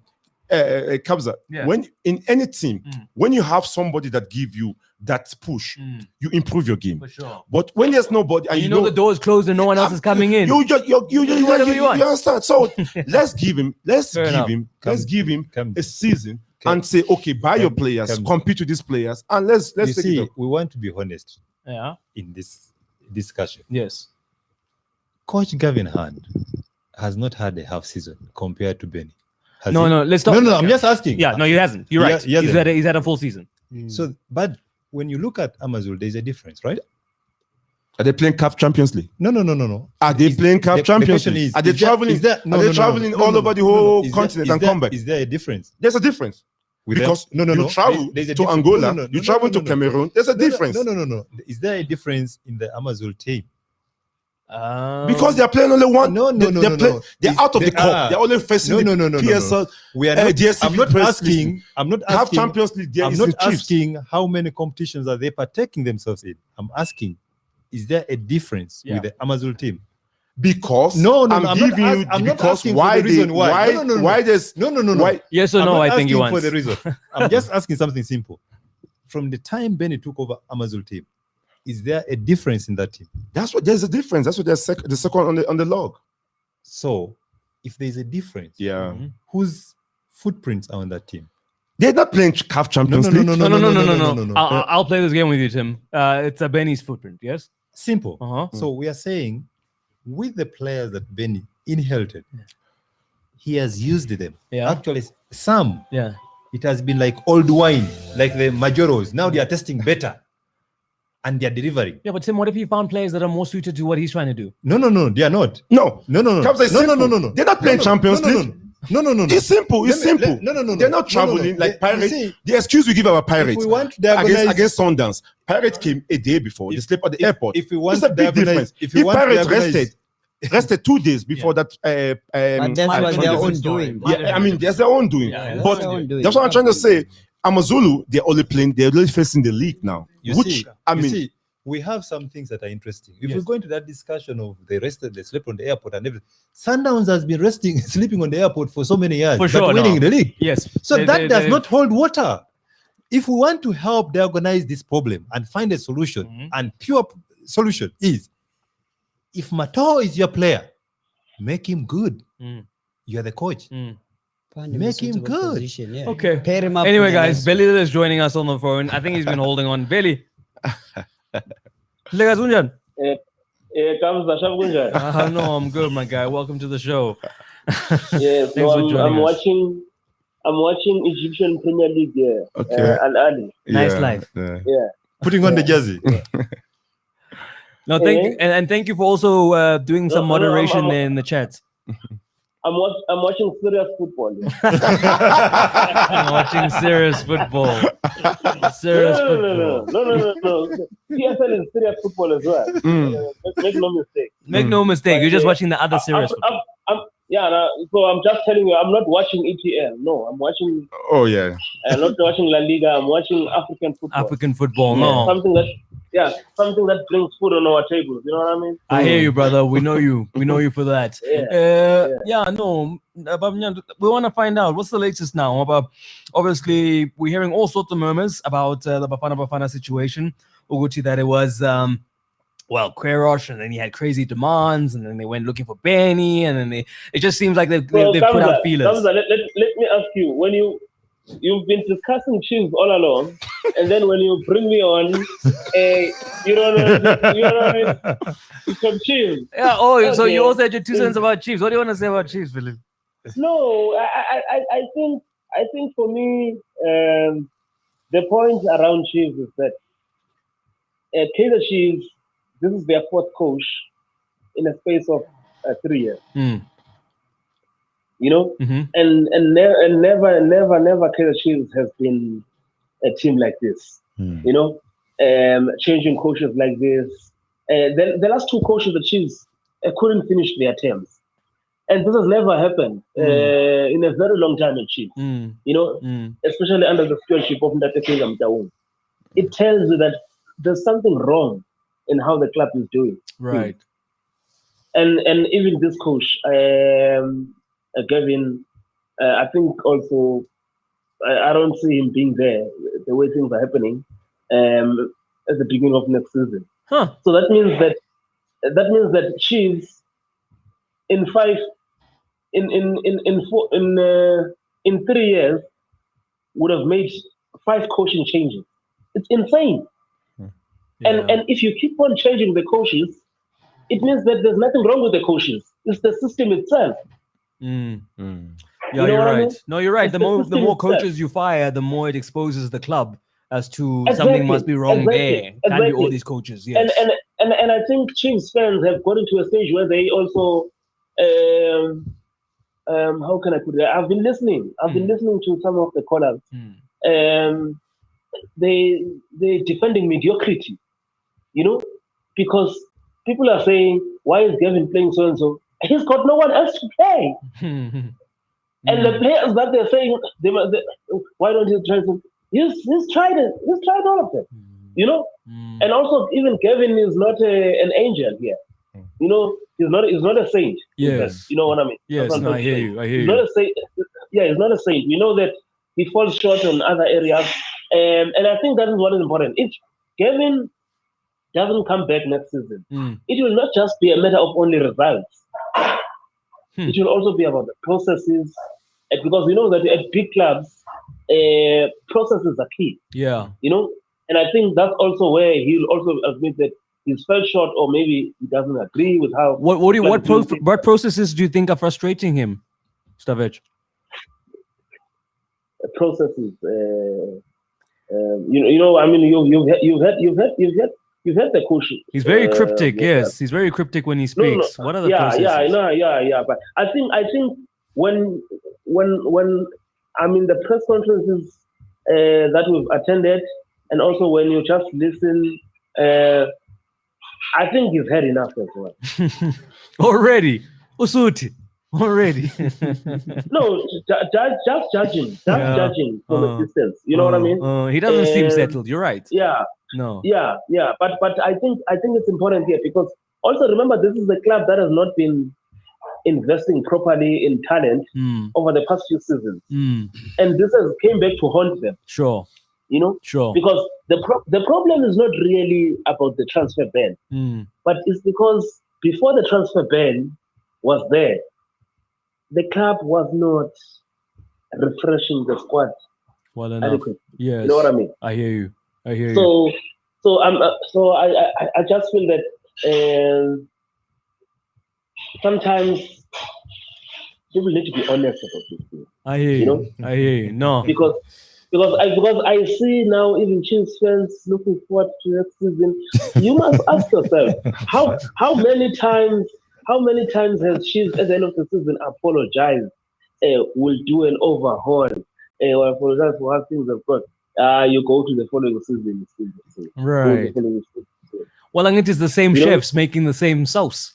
So I mean, why? How can it change if it is the same people who've been running this machine? You know what I mean? No, I hear you, brother. Okay, sorry. I should have started with Chiefs. As to what's happening there with the coach search. Well, hey, that's another. Hey, Ali, it's just.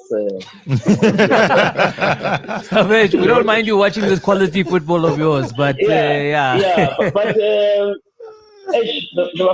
Bafana one is a tricky one. I know that everyone has been looking forward to the announcement of Benny because all my colleagues, most of my colleagues in the media space, have not just appointed Benny, they've unveiled Benny,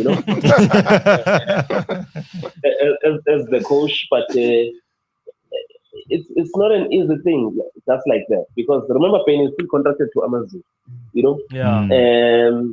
But I do understand that I think there's a buyout clause according to those who are close to the situation, Yeah, so they say there's a buyout clause. But also you must remember that 3 years ago, 3 years ago, Safa was in a similar situation with SuperSport United, and they had to buy out Stuart Baxter.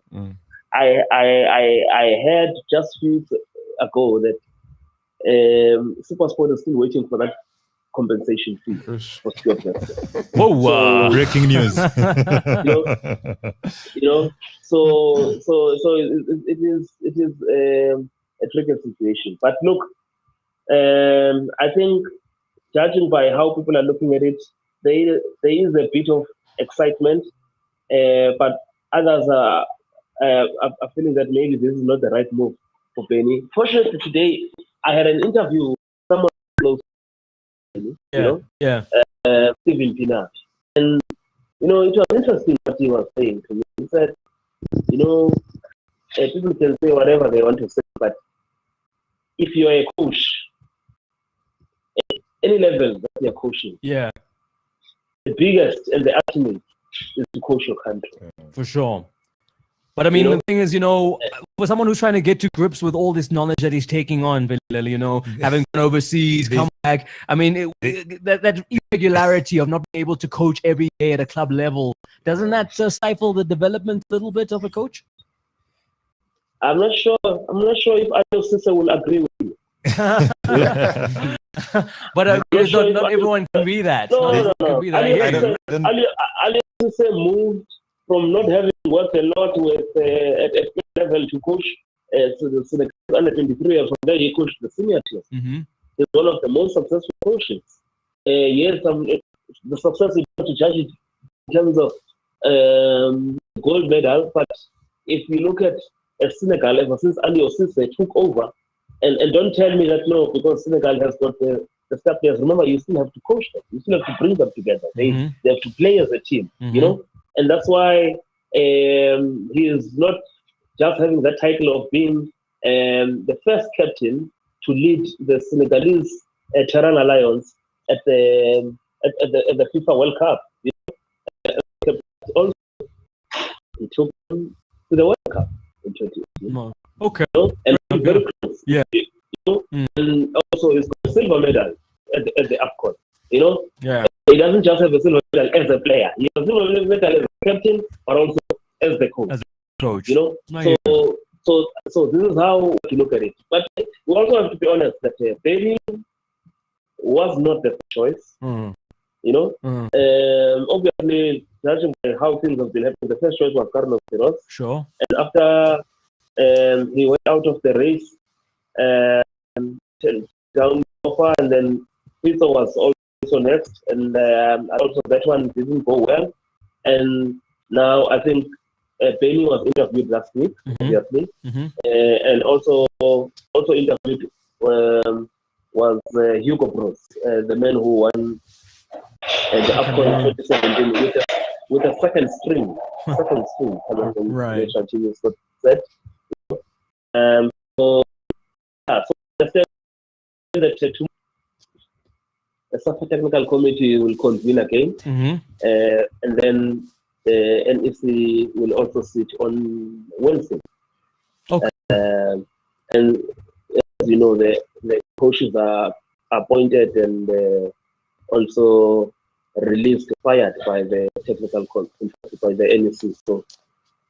So we're looking forward to that Wednesday to see on what's the next step. Okay, no, cool, dope. Thank you, sir. Thank you very much for that update. I'm gonna close it here with the panel on this note. We haven't discussed that, so we'll have a look at that. But thank you very much for keeping us posted. Mina nawe sohlangana on the interwebs Friday or so. I'll catch you online, sir. Thank you so much for joining us. Veli lemnyandu, everybody. Sharp. And so here, Mazola is busy saying that. This is 6 minutes ago. He got tweeted. Told SAFA have lowballed Benny in the final stages of talks over personal terms and available budget, and he's annoyed. Deal has stalled, though talks are ongoing. Wow. And when Benny gets annoyed, he's confident enough to walk away. Well, this is the thing, guys. I mean, now that Billy Liz put all of that out there, I mean, I don't know. Is this the right move? Probably not. Are you saying this as Benny or as is this the right move for Benny? Is this the right move for us as a country? I mean, he's a great coach, and I'm sure the little punch in the arm that he would give us ahead of this qualification would be useful. But I'm just thinking about when he sits back at home tonight and thinks about his career and his plans, how being a national team coach, or is it just a thing of I'm going to fill in and help now, and then I need to go back? Or, I mean, how do you structure this so that everyone wins? Because I don't know.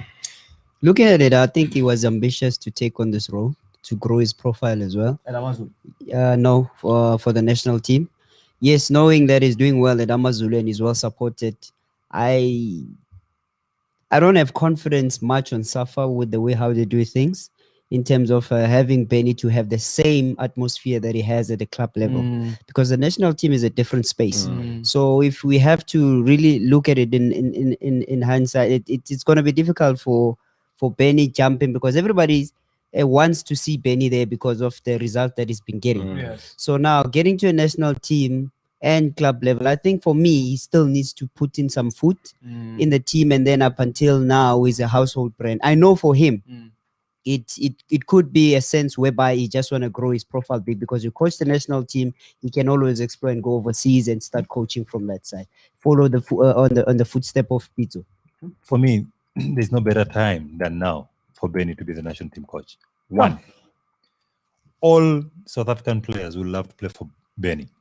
Not for Bafana, but play for Benny. For sure. In the end, Bafana will get result. That's a given. Yes. Now, Benny is for players. For him to achieve that, SAFA has to play right with him. Right. If he doesn't, Benny has got the mindset to walk away. And for now, the powers that be at SAFA know that. And they want to be sure before they make that call. Sure. Because they know very well that Benny will walk away if what they have agreed upon is not being done. And that will be the last nail in the leadership of SAFA. He's done that before in the national team. I think they have a disagreement with some coach, and then Benny decided to stay away from the national team at some point. So I remember it was Baxter who brought him back. Yeah. You know? So for me, Yeah. that's very key. For South African football, you need a radical person at this moment in time to lead the national team. Yeah. Somebody who's going to be bold and say, we need to get the team firing on all cylinders. Well, that's the thing. I mean, when you think about players at club level, when he looks above at the people in charge, they're passionate, they making all the right noises, they look like they've got their story.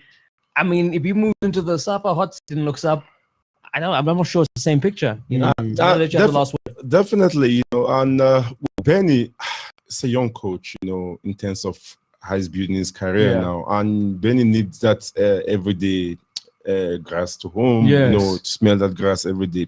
National team play after 2 months, 3 months, and person like Benny is so passionate to be always on the pitch and have that motivation with the players, So, and with this also with all the scenario happen with the national team of South Africa, they need someone that will come and deliver now, because the whole fans, the whole country, they need that movement. They don't need to build, because the situation of building or the scenario of building have already gone past in all aspects, in terms of what South Africa means in terms of African football, and every other country look up to South Africa. I mean, you need this one champion in 1996, but over that time, they have a lot of players overseas.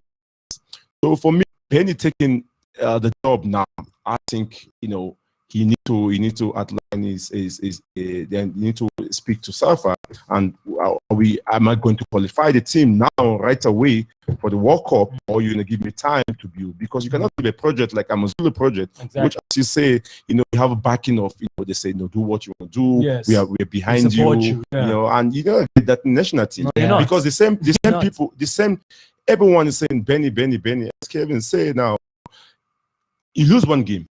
Now everyone say, no, it's the wrong guy. It's the wrong guy, And you see, we always have that debate, and that opinion about national team. It's not where you come and start to build. You have time. You already made players need to come there and perform. Yes. And sometimes you go for a game, you only have 2 days training, 1 day training. And Benny don't need that. Benny needs from Monday to Friday and play Saturday. I think for now, stay in Amazulu, do your work. I mean, be happy and do your job every day. Get interaction with the players every time. Go to the national team. You need to travel to all the games. You need to talk to the players overseas. And I don't see that enough for now. I think, as a national team coach, he understands very well. He's going to have that cooperation with the coaches. I'm sure for Benny, every coach will love to listen to him. Right. So I always tell people that we can't try to blame, let me say, SAFA. SAFA doesn't own players. Clubs do. So the preparation by the clubs for the players, that will make Bafana very competitive. So that relationship has to be cultivated and has to be cordial for Bafana to succeed. Okay, there we go, folks. Woo. Let me just check. How much time is that? 5 hours. It's been like 2.5 hours or something. Anyway, thank you so much, everybody who's been tuned in. Really appreciate you guys coming through for us and keeping it alive and keeping us alive and giving us a reason to come back on Mondays and make this happen. Yeah, a lot to discuss. I hope you enjoyed us indulging and getting stuck in for all this time. Don't get too used to it. Because, no, we can't go this long every week. But yeah, thank you so much to my panel, guys. It was fun hanging out with you. It's been fun hanging out with Fidel as well. To everybody who's been tuned in on the stream and watching the turnaround of this one, hope you enjoy. Do remember to subscribe and set your notifications for when we do go live on the channel. For myself, Kamza Mata. Sharp. Adios. Thanks.